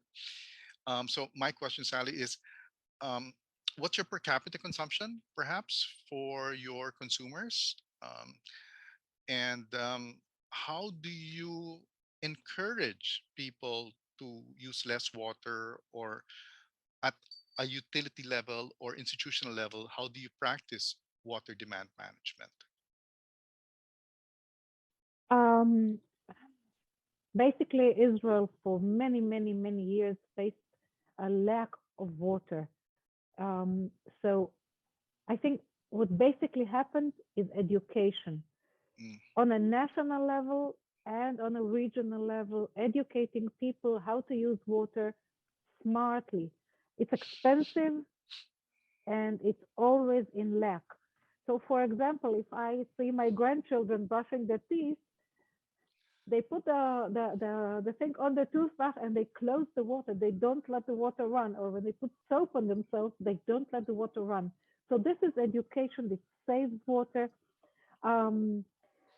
These are just, small examples. But Israel educated for many, many years the population to use water smartly. In terms of irrigation, for example, the largest consumer of irrigation are, of course, the municipalities. And here comes in the regulator, the water authority. The water authority gives a quota of water to each municipality to use as irrigation. If they use more than that, they pay more. They get a penalty. And again, on one hand, it's education. On the other hand, it's saving water. And the last thing, which I think is the most important thing, as we saw before, things happen, pipes burst, water goes into the ground, and keeping the water loss under 5% is a huge water saving and money saving. And we do that in various ways. I think the basic, what I'm trying to say is it all adds up to managing. Managing a water utility is putting thoughts and practice into every step and every measure you take. And then, of course, to being cost effective through every action you take. For example, if there is a water burst, we get there very quickly and close the valves very quickly. Then we'll fix it. But between 1 hour, we'll close the valves, which is very important in terms of water loss. I think I addressed your question, maybe too long, or maybe I missed something. No, but yes, a typical household in the Philippines of about 4.5 to 5 people per household usually might use anywhere from 25 to, well, actually sometimes 22 to 30 cubic meters of water per month. What's the consumption? What's the consumption in Israel? Well, we're bigger families also. Yeah, right. Well, we measure it by person. Yeah. The average use in a middle class family will be 5 cubic meters a month, which means it depends on how large the household is, and it includes irrigation. So, for example, a family of 4 will use 20. 2020. Yeah, so Now, it's not that far. So yeah, it's about it's actually one similar. Right, similar. right, It's similar, yeah. right, right. Now, the way the family pays for the water is that there are two prices. There are two fees. The first 3.5 cubic meters per person, the fee is lower. After the 3.5, the fee is higher. So people are trying to save money, to save water, not to get to the higher fee. That's another thing which is interesting in Israel. And then the other thing is everybody pays the same for water. Everybody. Doesn't matter if they live on a mountain or they live in a valley. Everybody pays the same for water except agriculture. Yeah. So you have one tariff rate for the entire country? I'm sorry? It's the same tariff? It's the same price for the The entire same, country? yes. Okay. There Here are two it's prices. Two prices. The lower price for the first 3.5 cubic meters, and the higher price, yes. Well, here every single utility, over 5,000 of them, have different price points. So with that, I just want to thank this panel. It's been such an interesting discussion, but I always have to keep to the time. So I want to thank Anna, Cecil, Sally, and Tomer for your insights. We still have some challenges ahead, but we'll help you in that front. So thank you very much, and we'll turn over now back to our host. Thank you, Dondi. Thank you, Dondi. Thank you. What a great exchange of ideas as well as discussion of challenges and how they were being responded to at this point. So from our panelists. So I certainly learned a lot about water supply management, and hopefully we will be able to replicate some of these best practices, bring these technologies here in the Philippines. So that wraps up our first topic. We now go to our second topic, equally important, on sanitation, filtration, and wastewater treatment. Let me introduce our speakers. Our first speaker will be introducing us to the Shafdan Treatment Plant, which is a leader in wastewater treatment in the world. Our speaker will be Efrat Cohen, who is the Senior Process Engineer of the Shafdan WWTP for the past 5 years. Prior to Shafdan, Efrat was a process engineer at WFI Group and a modeling engineer at EWRE. Please join me in welcoming Ms. Efrat Cohen. Hi, everybody. Can you hear me? We can hear you loud and clear. Okay. Second, I will just share my screen. Can you see the presentation? Yes, we can see your screen now. Okay, so welcome everybody. I'm very happy to be here. As Veronica said, my name is Efrat Cohen. I'm the Chief Process Engineer in the Shafdan Wastewater Treatment Plant. And I'm going to present you a short overview on the reuse of sewage in Israel, and specific here in the Shafdan, which is the biggest wastewater treatment plant in Israel. I'm working in a Mekorot company, which is the Israel National Water Company. And the Shafdan is, the wastewater treatment plant Shafdan is owned by Igudan company, which is the local water corporation.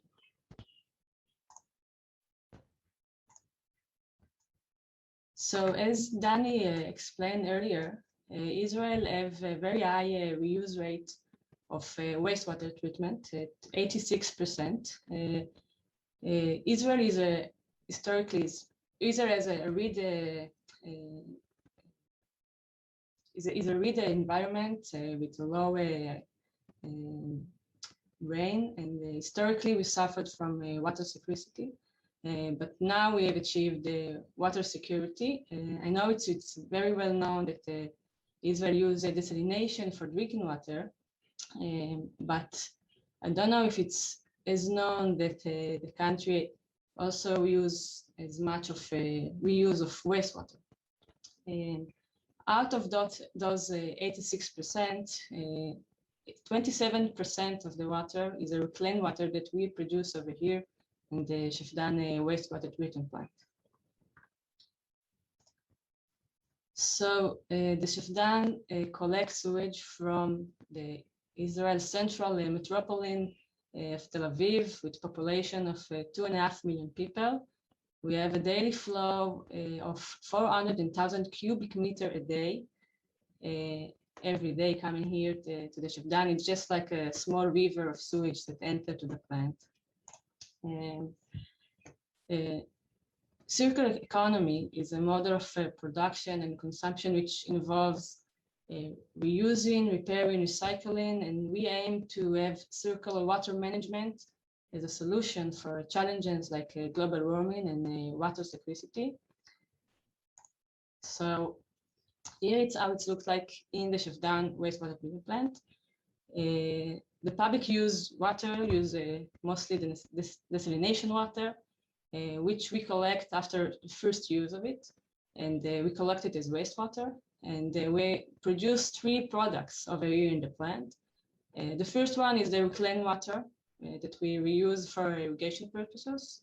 We have the sludge solid, which we reuse back to agriculture as fertilizer. And we also produce biogas, which contains something like 60% of methane. And we are able to produce with it 75% out of our plant electricity consumption. And we also use the residual heat for heat up the biological anaerobic digester. So this is just an example of circular economy. Now we see the water management, how water management should be. So now I can just go a short overview about the plant itself and how it looks like. We have 5 sub-plants. Pre-treatment, which remove coarse material that can easily collected from the raw sewage before they can damage or clog the pumps and the sewage lines. Followed by activated sludge. Activated sludge is the most common treatment for sewage around the world. This is the main process of sewage cleaning, which is a biological process to digest and remove soluble material of organic fraction and also nutrient removal. So we produce over here in the plant a secondary effluent, and the secondary effluent goes further to a further treatment, which is a unique treatment, which is called SAT, soil aquifer treatment. We infiltrate the secondary effluent through underground layers for 3 to 6 months and achieve very high quality. We call it reclaimed water. We have a quality very close to drinking water, but we use it only for agriculture, and irrigation. And the second part of the plant is the sludge treatment. We have over here anaerobic digesters, thermophilic anaerobic digester. They in charge of reducing potential health risk by pathogen destruction. So we produce here what we call class A sludge, and also we produce in those digester biogas, as I said before, and we use the biogas to produce our own electricity. And the final sub-plant is the thickening and dewatering plant, which focus on reducing sludge volume to reduce transportation and disposal costs when we take the sludge and back to agriculture as fertilizer. So the SAT is unique, so I decided to elaborate about it a bit more. This is how it looks like. We have 70 recharge basins in an area of 1,000 dunam here in the center of Israel. And around those basins, we have 150 recovery wells, which recollect the treated water and send it to the southern arid area of Israel for irrigation purposes.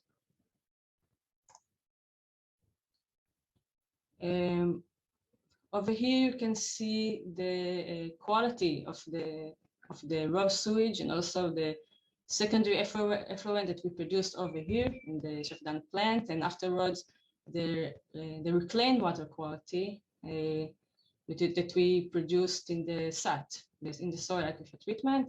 You can see we can reach in the secondary effluent, we can remove 99% of the organic matters and something between 90 to 95% of the nutrients as nitrogen and phosphorus. We also able to achieve disinfected reclaimed water without adding any disinfection agent or UV technology.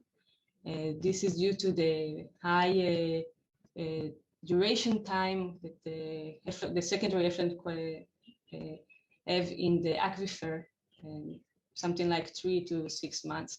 So we are able to disinfect all the pathogen, and we are able to have very high quality of reclaimed water.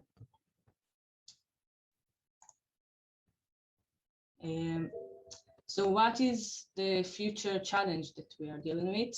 Israeli population grows in almost 2% a year, and we need to increase the production of reclaimed water beyond the SAT capability. We can afford ourselves to add more area in the center of Israel for that use, so we need the alternative. The alternative is advanced technology. We already started to operate a pilot of this advanced technology to achieve the same water quality as the SAD does. It contains MBR, MBR reactor, which reducing nitrate concentration before entering ozone. The ozone decomposes non-biodegradable organic matters, followed by BAC, biological activated carbon, and finally UV disinfection. This pilot is running just in the last few months, and we hope to get very good results. And in the future, we will build this kind of technology in order to achieve the same water quality as we able to do it in the SAT without adding any more area. This plant can be applied in a very low area than comparing to the SAT technology. Thank you very much. This is the short overview of what we are doing here in the Shafdan wastewater treatment plant, which I remind you is something like 27% of the reused water in Israel we produce over here in this plant. Thank you. Thank you, Efrat. It is indeed important to look after this wastewater treatment because it protects our ecosystem. Our next speaker, Mr. Menachem Gertner, is the Filtering's International Business Development Manager of ODIS. Before joining ODIS or ODIS Filtering, Menachem held a number of senior engineering, marketing, and business development positions in the telecommunications industry.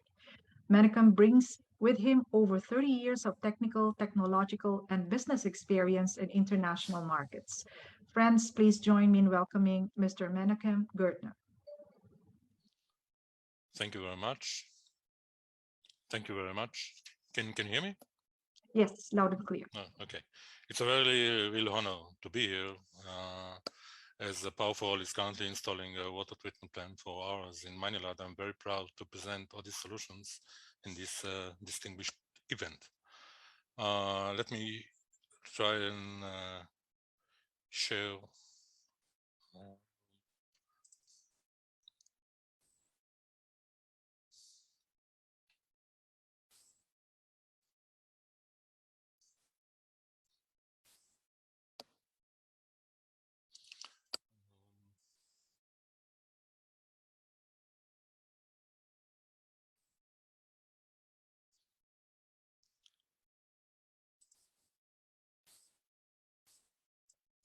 Can you see my screen? Yes, we can see it now. Good. Okay. ODIS Filtering is a globally leading provider of integrated water and wastewater treatment solutions for various applications and in industries, meaning that integrated is not only a product, but it's a complete solution. What we do, we provide various water treatment plants for various sources of various applications. Drinking water, processed water, industrial wastewater, and others. We embed in our solutions, various technologies as shown here, and we can also embed others as well as the actual application or the needs call for.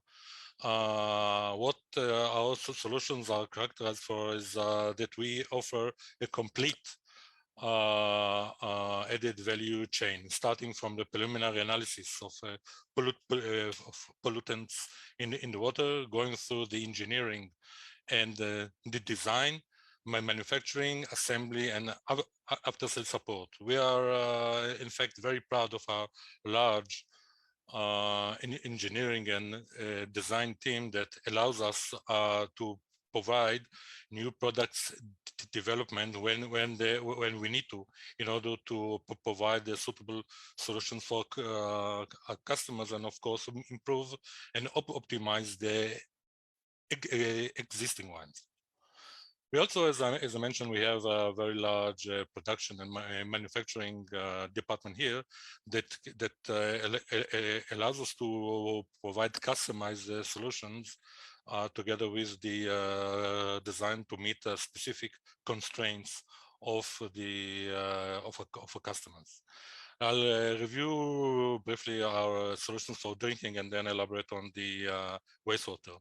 We, as I mentioned before, we can provide solutions for various sources: brackish water, seawater, and groundwater and surface water, and various pollutants as shown here, fluoride or manganese or high turbidity water, and so forth.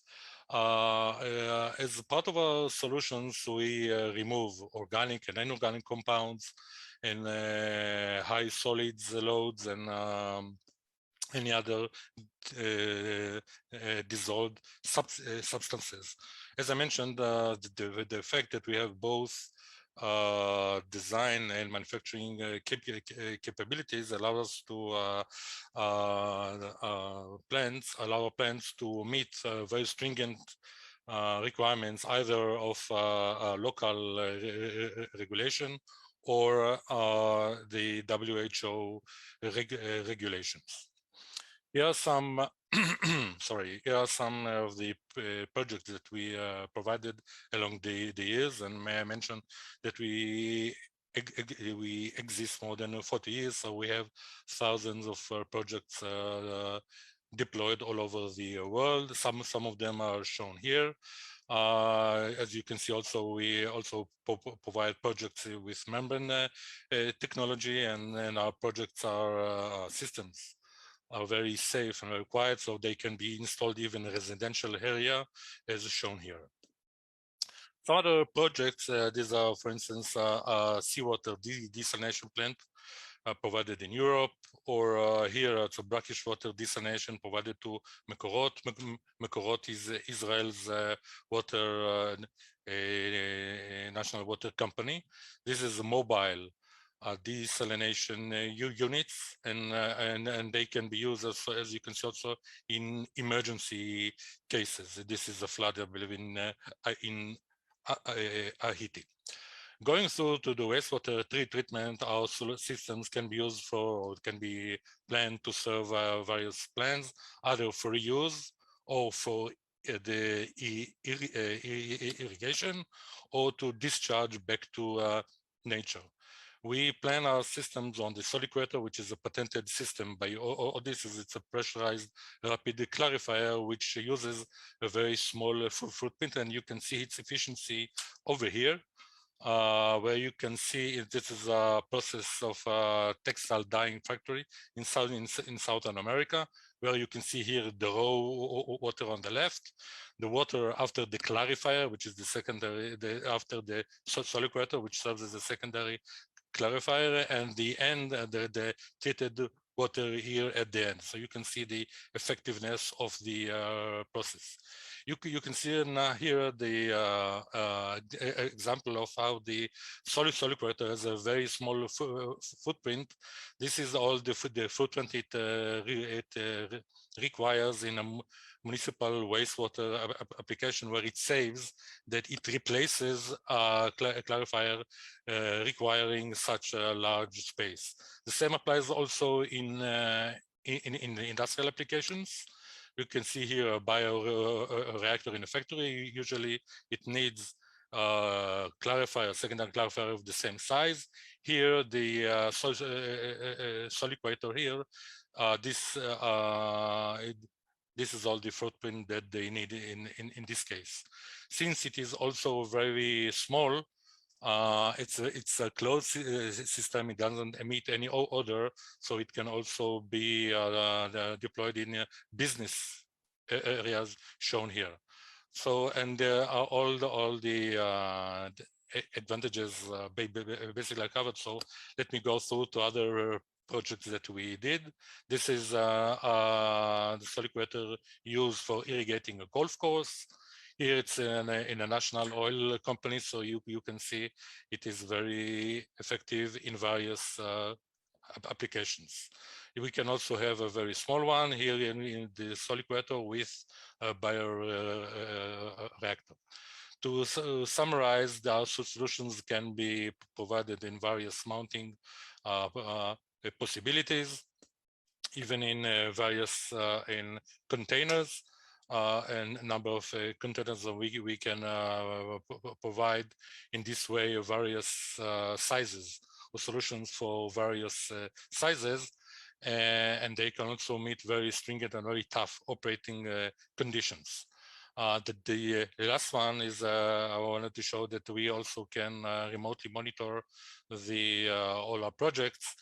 So this way we can increase the availability time of our solutions. Thank you very much. Thank you very much, Menachem. Indeed, very useful technology, especially the mobile wastewater treatment. We always have a need for that, especially when disaster strikes in parts of our country. Thank you. Our next speaker is Mr. Eyal Yaski, our CEO of Helico Off-Grid Solutions. His unique knowledge made him a sought-after keynote speaker and a consultant at industry events and among startup operators, impact investments, NGOs, and aspiring entrepreneurs. Please join me in welcoming Mr. Eyal Yaski. Hi, hello, how are you? Very good, thank you. I just, it's telling me that I cannot share my screen. No problem. Nika, if we can give access to Eyal. I'm writing a message. Can you share now?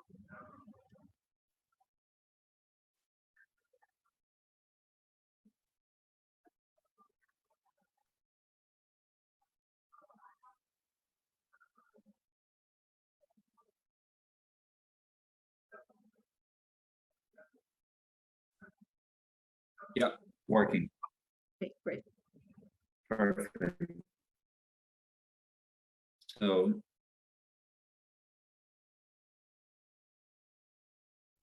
first of all, I would like to start. I've been participating in the major part of this event, and it's really incredible what you have achieved here. I have nothing but wonderful memories from the Philippines, and it's great to see that the community is buzzing. So as mentioned, I'm the CEO of a company called Helico, and everything started for me around when that photo was taken.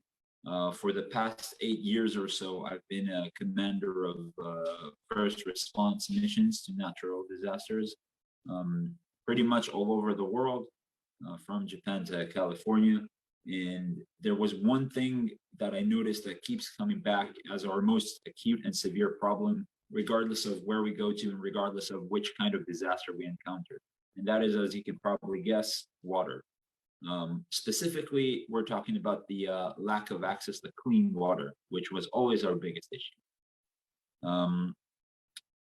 this specific event that you see here in the photo was in a place called Mocoa, Colombia. About 300 and something people lost their lives there. Thousands were misplaced.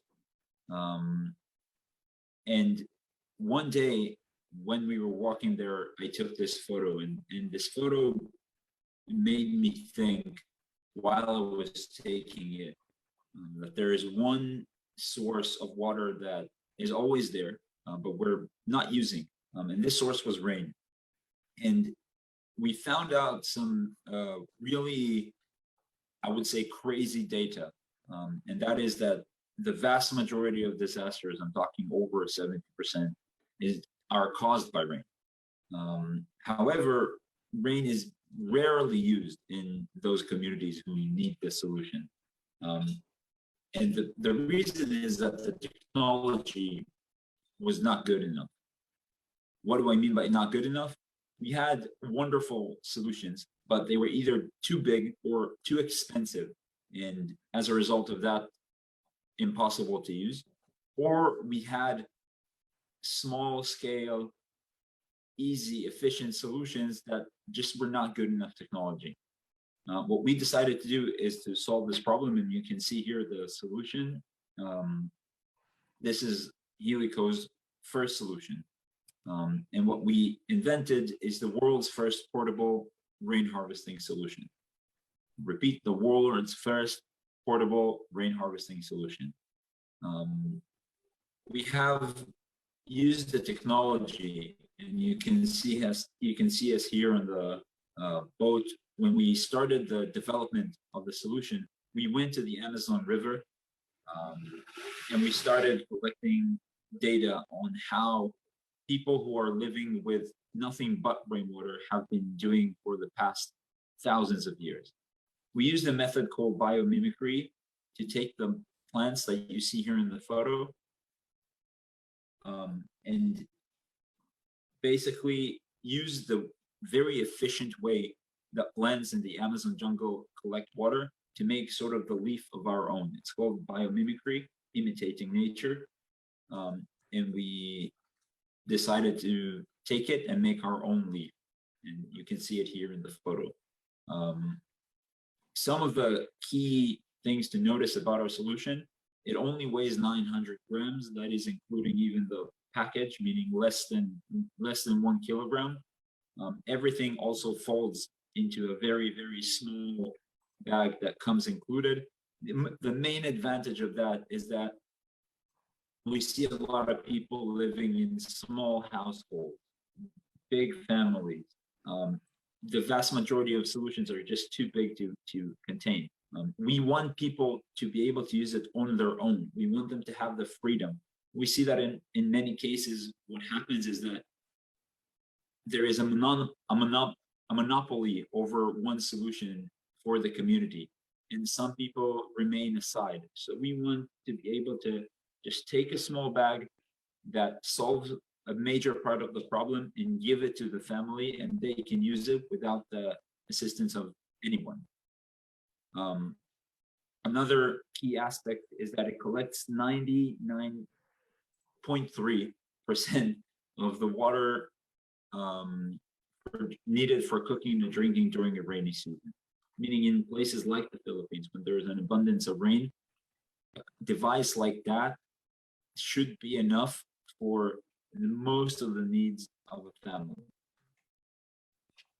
And the third key aspect of it is that it's 75 times cheaper than I would say, today's most common device. That's not 70%, that's 75 times cheaper. So we're taking a concept that has been used by communities all over the world, making it personal, making it affordable, and making it accessible. This is about access. Now, I mentioned disasters, but it's not just disasters. We have crazy numbers that we're looking at today, 783. That's from the time that I've made this presentation, this number has even grown. People don't have access to clean water around the world, and this is a number that grows in about 25 million people every year. Now, 1 million people die every year as a result of waterborne diseases. That means a child every minute. And one of the most crazy data points that we're looking at is that the poor are paying way more for clean water than people who have the money to pay for it. And that is just a question of access. So this is what we're here trying to solve. We were in contact from day one with the World Health Organization. And if you go on their website, you can see that they not only consider rainwater as an improved water source, but they actually encourage rainwater harvesting, specifically in developing countries. We took this device to pilot in all around Southeast Asia. We focused our main pilot in Mumbai, in India. And we've seen incredible results. Now, what's important to notice here is that the solutions exist, the technology exists.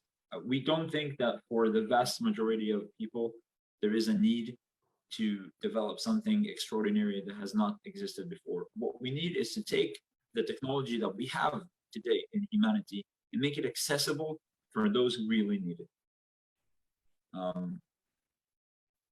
I can go on and on about the need of that in slums, and I can go on and on about the crazy numbers that we're looking at all around the world, but around the equator, there is a problem that meets about 300 million people, and that is what we're trying to solve here. We have the great honor of being the first Israeli company to be included in Ideas for Action by the World Bank, and with the help of experts from 3M and Tarmac in the United States, we're now also implementing our device in East Africa, and our next stop will be the Philippines. And beyond my love for chicken adobo, there is perfect climate conditions in the Philippines that I show you here. And there is pretty much no better place to put the system for outdoor green consumers and everyone who need access to clean water via rain. So thank you for that. That's all I got for you. And really, once again, pleasure to be here. Thank you, Eyal. I think the portable rain harvesting solution can be part of our go bags. Thank you once again to our presenters, all the way from Israel, virtually joining us. We will now proceed to our second panel discussion. Again, this will be moderated by Dondi, but let me introduce first our panelists for this session. We will have Mr. Sevilio David Jr., who is the Executive Director of the National Water Resources Board. We also have Mr. Rogelio Babes Singson, who is the President of Metro Pacific Water. Mr. Singson is the former Secretary of the Department of Public Works and Highways. We also have Mr. Emmanuel Jimenez, who is the Research and Development Head of Manila Water Foundation. And lastly, we have Efrat Cohen, and also Mr. Ken Giovanni. He is the head of the water technology sector at the Israel Export and International Cooperation Institute, a national nonprofit organization that aims to expose Israeli technologies worldwide. So over to you, Dondi. Hi, so I wanted to pose our first question to Mr. Singson. Mr. Singson has been with us since the beginning of this forum. And Babes, I just wanted to ask you, you've heard all these presentations, you've heard some of the best practices in Israel, and you're coming from a position, as president before of Maynilad, now Metro Pac, there's more business depth. What's your biggest takeaway from what you've heard from at least how Israel manages its water, both from a water resource side and institutionally, like the Mekorot, and what can we learn, the Philippines, from the Israel um, water sector? First of all, Dondi, just for information, I did mention this to the head of the commercial of Israel, that when I was with Maynilad, well, a decade ago, we actually worked with an Israeli company to help us in our non-revenue water. Right. Okay. So the technology of Israel is not new to me, but with all these new technologies that were discussed this afternoon, I would be very interested in a few things, and I think we did discuss this in our previous meeting or recent meeting with the commercial section of the Israeli embassy here. In particular, we'll be very interested in the mobile compact wastewater and septage treatment facilities. The second would be the rain harvesting could do very well for island provinces who do not have really access to potable water except for rainwater. Another area would be the aspect of reducing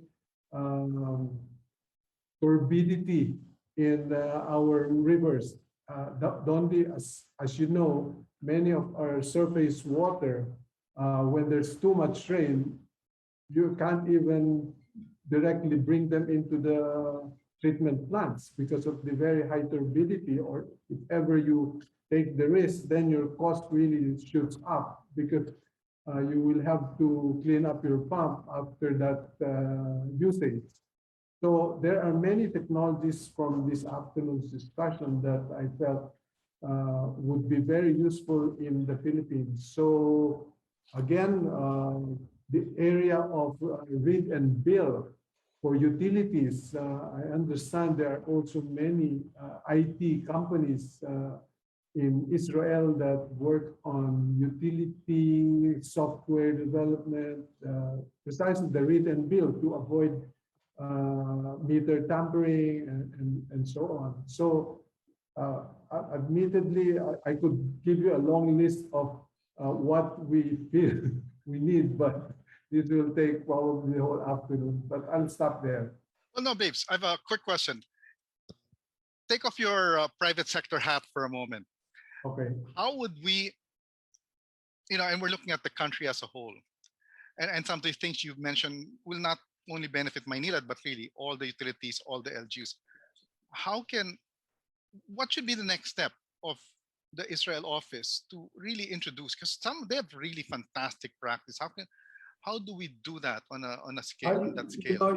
You asked me that because when I was with DPWH, we put a budget in the department, 5 billion pesos annually for wastewater and septage facilities. Right. Facilities. But I was willing to use that as a subsidy of government, but it was hardly used. There were no takers. No takers, there were no programs that would be brought to the department. And I think if there's anything that government should be willing to subsidize or fund, it should be in the wastewater and septage treatment for the local governments. Excellent point. Thanks, babes. Now, you mentioned septage. I wanted to ask Mr. Jimenez. Is Mr. Jimenez in the room? Yes, sir. Hi. Hi, good afternoon. Do I call you Manny, Emmanuel? Yeah, you can call me Manny po. Manny, you're interesting. You're into R&D in Manila Water. Yep. Yes. So I have a couple of questions. Can you describe what you do in R&D for Manila Water? And second, the go-to technology for sanitation in the country is actually not sewer. And as Mr. Singson said, there were very little takers in that subsidy, that 5 billion subsidy. People were opting for septage. We know septage is not the most ideal solution, but it's better than none. But Manila Water has been doing it for a while. And I want to know is, what are the downsides of septage? What have been the challenges you've faced when it comes to septage? And how did you overcome this? Because this is something, I don't know if Israel does septage management, but I'm sure the other LGUs that are listening here can learn from what the experience of Manila Water. So what did you do? What do you do in R&D? And tell me about your septage experience. Yeah, thank you for that question. So in R&D, so basically we provide and look for innovative solutions. And this is alignment to our current challenges, whether it's operation and other challenges. With regards to your second question about the septage, so basically when we are talking about septic tank of individual household, this may be cheaper, but cannot guarantee the quality of effluent due to its limited treatment process. And please note that it did for scheduled dislodging for it to operate well. Okay, so just to share based on my knowledge, cost of designing and building per cubic of septage facility wherein septage is being treated is more expensive than building wastewater treatment plant, as this require more stringent pretreatment system compared to wastewater treatment plant, because septage contains a lot of impurities. And more often, designing parameters like BOD and COD are higher.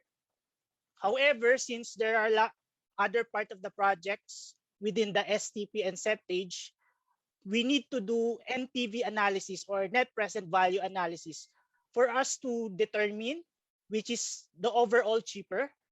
And this computation will really depend to different circumstances and parameters. For the OPEX, it's also higher per cubic meter. I think our operation team can share further on this. One of the challenges we encountered is the access to customers' septic tank. Like for example, due to narrow roads. But of course, we have some mitigation for it. Yeah, that's all. Thank you. Chan, I'm not familiar with your institution. Can you introduce us what you do? First of all, it's an honor to be here. Thank you for having me. The Export Institute is a non-governmental organization, and we help all Israeli exporters in the different industries we have in Israel to export their commodities, to enhance the companies, governments, non-government organizations to know and be familiar with the Israeli industry, with the Israeli technologies. And I'm in charge of the water sectors. We have all kinds of other sectors here in the Institute. And we actually helps to promote Israeli exporters globally. Chen, you heard from some of our speakers earlier today in the Philippines that they are intrigued, they're interested in what the Israeli companies have to offer. What would be your next step? I mean, how do we link this? I mean, do we go through Tomer? I mean, yeah. So basically, if a Philippine entity wants to collaborate with us, basically you need to go through Tomer, and he knows where to approach, if it's to me or other directly to the companies. It's mostly goes through me, and I know how to bring the solutions to demand. It can be each issue, we can bring the solutions, different kind of solutions. So we actually need to learn more specific about the issue, about the problem, and then we can provide a proper solution or different technologies that can bring the same solution. Thank you. I just want to go back to sanitation because that's an area that's always overlooked, and we don't have, I think, in this country, a strong enough regulatory stick to impose better sanitation, expansion, access, and even standards. I mean, the DNR came up with stricter guidelines on effluents, but there's still no regulatory stick to get our LGUs to put in SEP sanitation systems. And I did a back of the envelope, probably less than 10%, and I think that's high. When I say less than 10% of our water is actually is treated. So now, so that's going to be an issue. But another area that we should also be looking at is water reuse as a viable source. Maybe not necessarily at the utility level, but maybe at the commercial level. And I see Babes looking up in the sky, and I'm wondering what is looking at the rain. What I'm wondering, Babes, is there a market? I mean, should we be venturing into water reuse? It's cheaper than treating, than a new one. You don't have necessarily the same transmission systems, and I'm sure Manny has also in Manila Water has looked into that. So I'd like to hear both your thoughts into water reuse. Maybe not necessarily for drinking water, but can we use it for irrigation, for example? Yes, so in Israel, most of our reused water goes to irrigation. Yeah. And it's a regulatory thing. I It's think that it's in regulations. We need to reuse the water. It's cheaper. It's more sustainable. And when it comes to water treatment, we have to pay more attention to the energy consumption and to be more sustainable. So wait, Chan, quickly, you're saying that water reuse is to retreat used water is cheaper than getting new water. Is that what you're right? Yeah, as much as I'm familiar with it, it's costless. Babes, Manny, your thoughts? Manny, I can't hear you. You're in mute. Yeah, actually in Manila Water, one of our subsidiary already have a operating reuse water. So basically the effluent from a malls, we treat it and reuse it as for toilet use. So basically when we go to that project, we have to check the costs, because please note that reuse would add some treatment processes. So basically it also increase on the capex. So we have to compute the NPV. So when the NPV said it's better or it's more cost efficient, then of course a reuse project can be viable. That's what for me. So you've done the numbers and it makes sense at the mall level. We have one project currently. Yeah. Under our subsidiary. And is it viable? Yes. So can we use that as a pilot example, perhaps, for other areas? Can we? Is that something you'd like to promote? Actually, please note that the commercial prices of water and household are different. It makes viable because the commercial price water there is higher, right? So, so it really depends on the NPV. How much is Manila Water selling commercial water now? 80, 90? I have to double check because I am more on the R&D. Okay. So I will get back to you on that. I'll email you, sir. Ramon. Yeah, Babes, your thoughts? Reuse water, even desalination. I mean, at the commercial, for commercial. Well, I believe we tried looking at desalination as, and it is just way too high for consumers, especially for residential use. For sure. Okay. So I don't think, as you said, it's a matter of maximizing the natural attributes of the Philippines, which is blessed with a lot of rainfall. It's a matter of utilizing all that excess rain during 6 months of the year so that you're able to utilize it during the dry months. As you know, the biggest user of excess water in the country is agriculture, and it's not using it efficiently. I wish we could utilize some of the technologies from Israel so that we use water more efficiently and provide more water for potable use. Chen, I think For we're going. domestic use. Yeah, Chen, I think we're gonna. The Philippines is going to keep you busy with new technologies. Well, babes, That's right. Cebu has bid just recently awarded several contracts for desalination. Their We're threshold aware. was 75 pesos. That's correct. And we don't know what the end price is, end tariff, but it's still certainly lower, like Manny was saying, it's still lower than the commercial rates, right? So if they were to sell that water only to commercial establishments, it might make sense, but it might create an imbalance in the cross subsidies we see for residentials, which might increase a little. But as an archipelago, and and also seeing climate change happening, how far are we from seeing desalination being practiced in a bigger way? Or do you see the prices? Or maybe Manny can say, do you see the price of desalination going down? Has the price of desalination been decreasing in your research, Manny? Yeah, actually, desalination really not needed if we have a surface water sources, because treating a very high TDS or salty water is very expensive.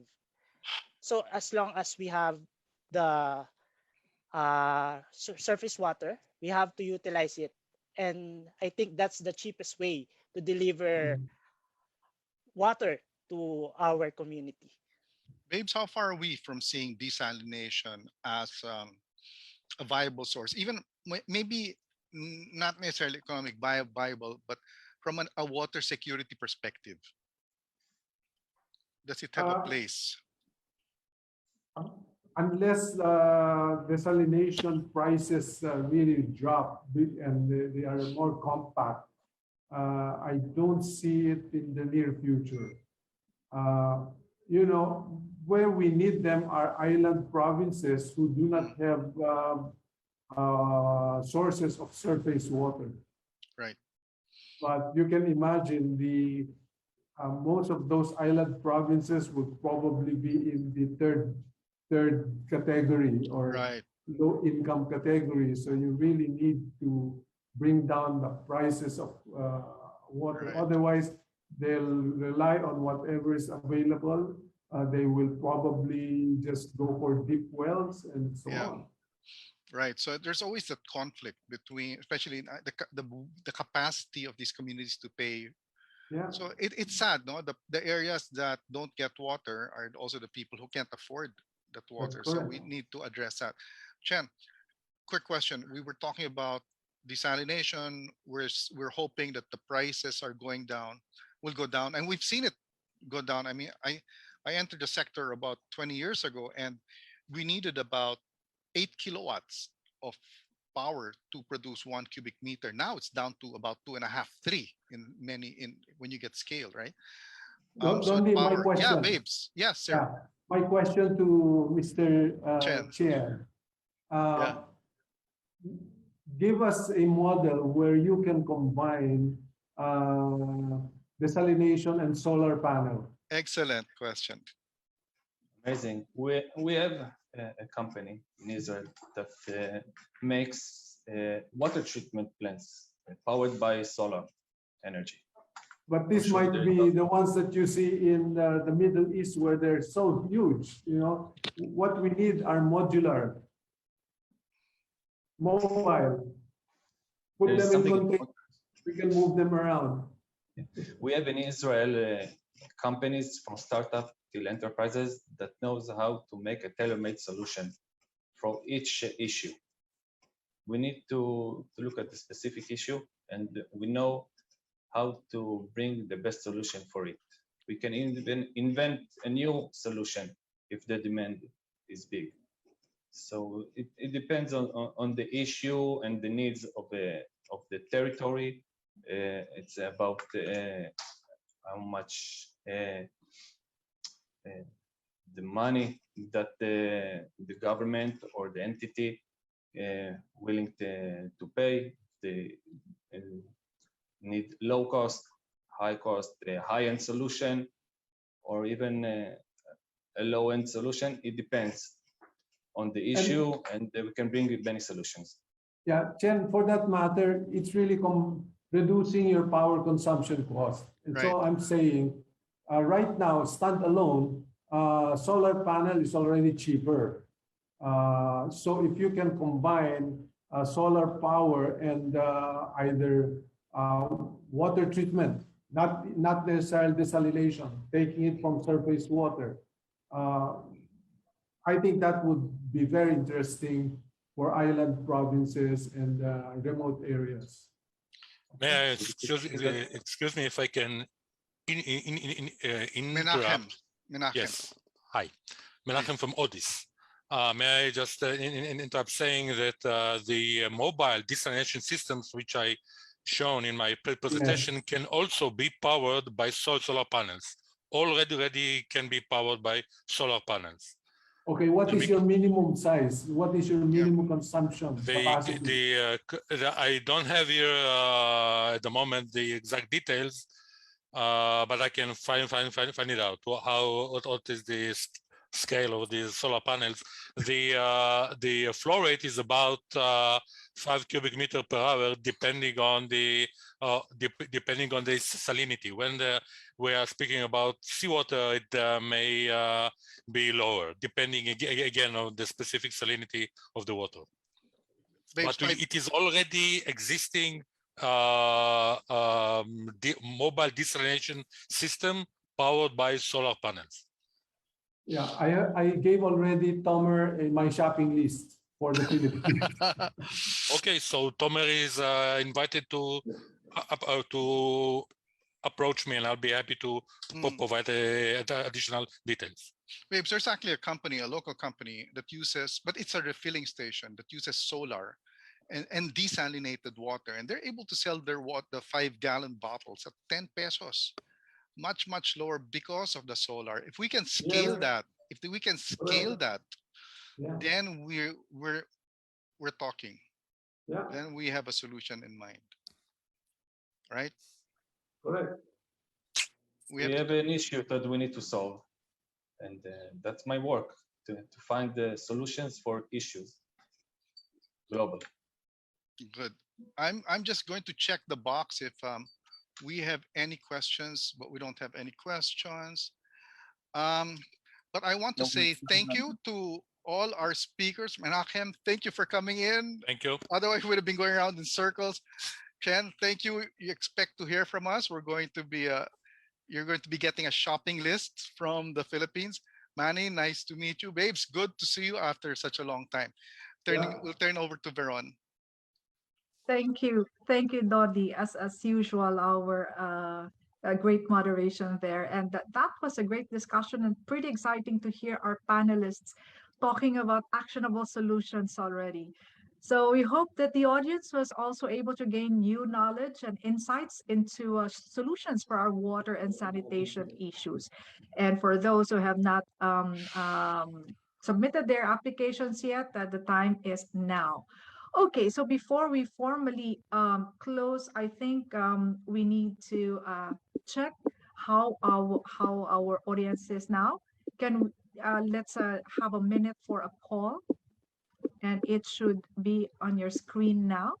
We'd love to hear from you. I know we had a glitch, but I think we came back very strongly. So we just want to know how satisfied you are with our experience in this event. Okay, and if you can take time to respond to our poll, and then were the organizers able to meet the objectives of the first session?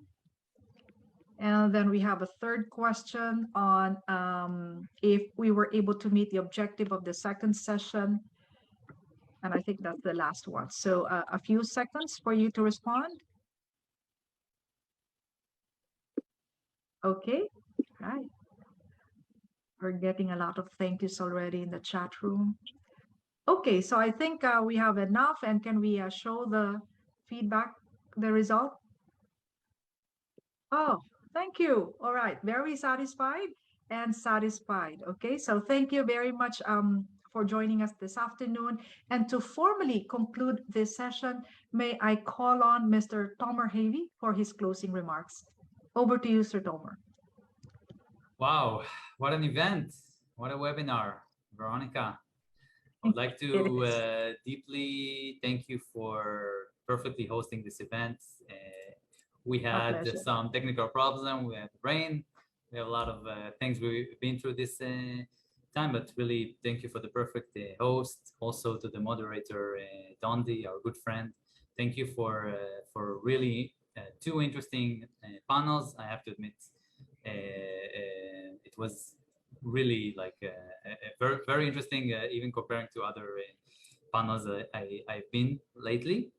And of course, I would like to appreciate all the audience that stayed with us, stay tuned from Philippines. Appreciate your time. We know it took a while, but we really hope that you were able to have the exposure to Israeli technologies and the Israeli innovation. And I hope it left a good taste, and hopefully we can really be your contact person and your focal point to the Israeli, to explore further about Israeli technology and solutions. We have many more, by the way. We only had here 4 companies that introduced their technology, but you need to know that the sector as a whole has more than 400 companies and startups that are not focused on Israel. Israel is a very small country. They actually have projects and they work all over the world, okay? And this is really important for me to share this information. So with that, I'll be very happy to again, be your focal point. And coming back to the thank you part, so also a big thanks and appreciation to our good friends from PDRF, Ms. Trina, and all the great team that worked very hard on this webinar. Of course, to DCM, Mr. Nir Belzam, my good friend who worked shoulder to shoulder on this event, Ms. Ariane Blancha, commercial officer and sector lead for the water technologies from my team, and Ms. Cara De Leos from the economic section in the embassy. Thank you all.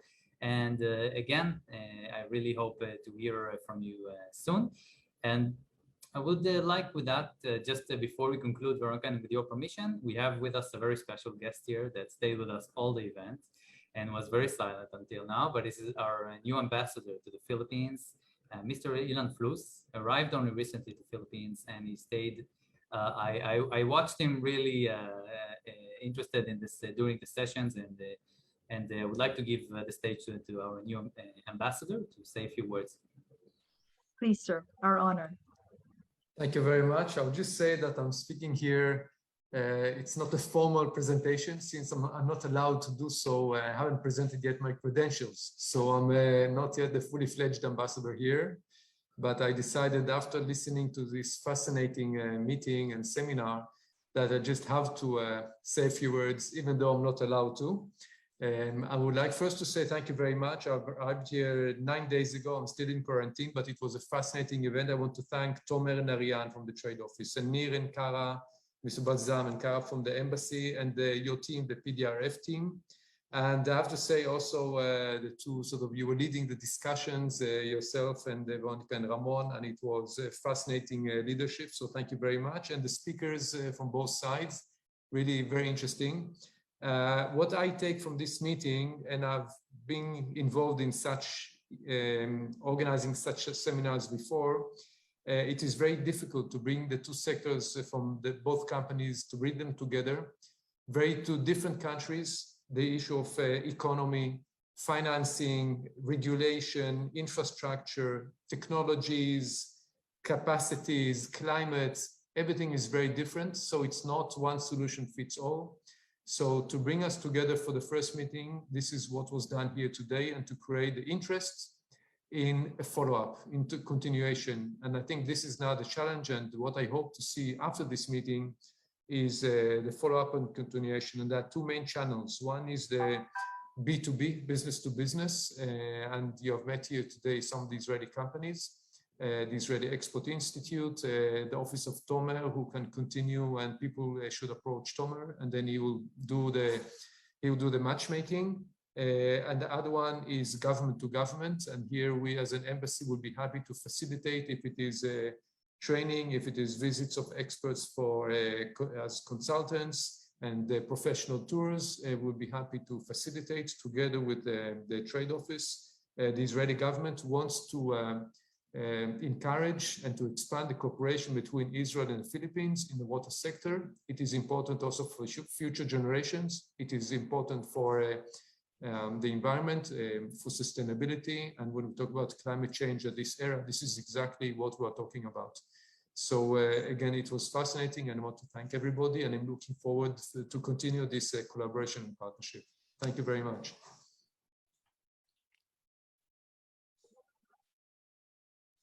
Thank you very much. Sorry. Okay. Thank you. Thank you very much, Ambassador, and thank you, Tomer. That concludes our, it's really an honor for us, for you to join us this afternoon. So before we go, I think we've done with our poll. And lastly, we'd like to thank our guests and partners for their support. This has been brought to you by the USAID Safe Water Project, the Israeli Embassy in the Philippines, the Israeli Water Authority, Maynilad Water Limited.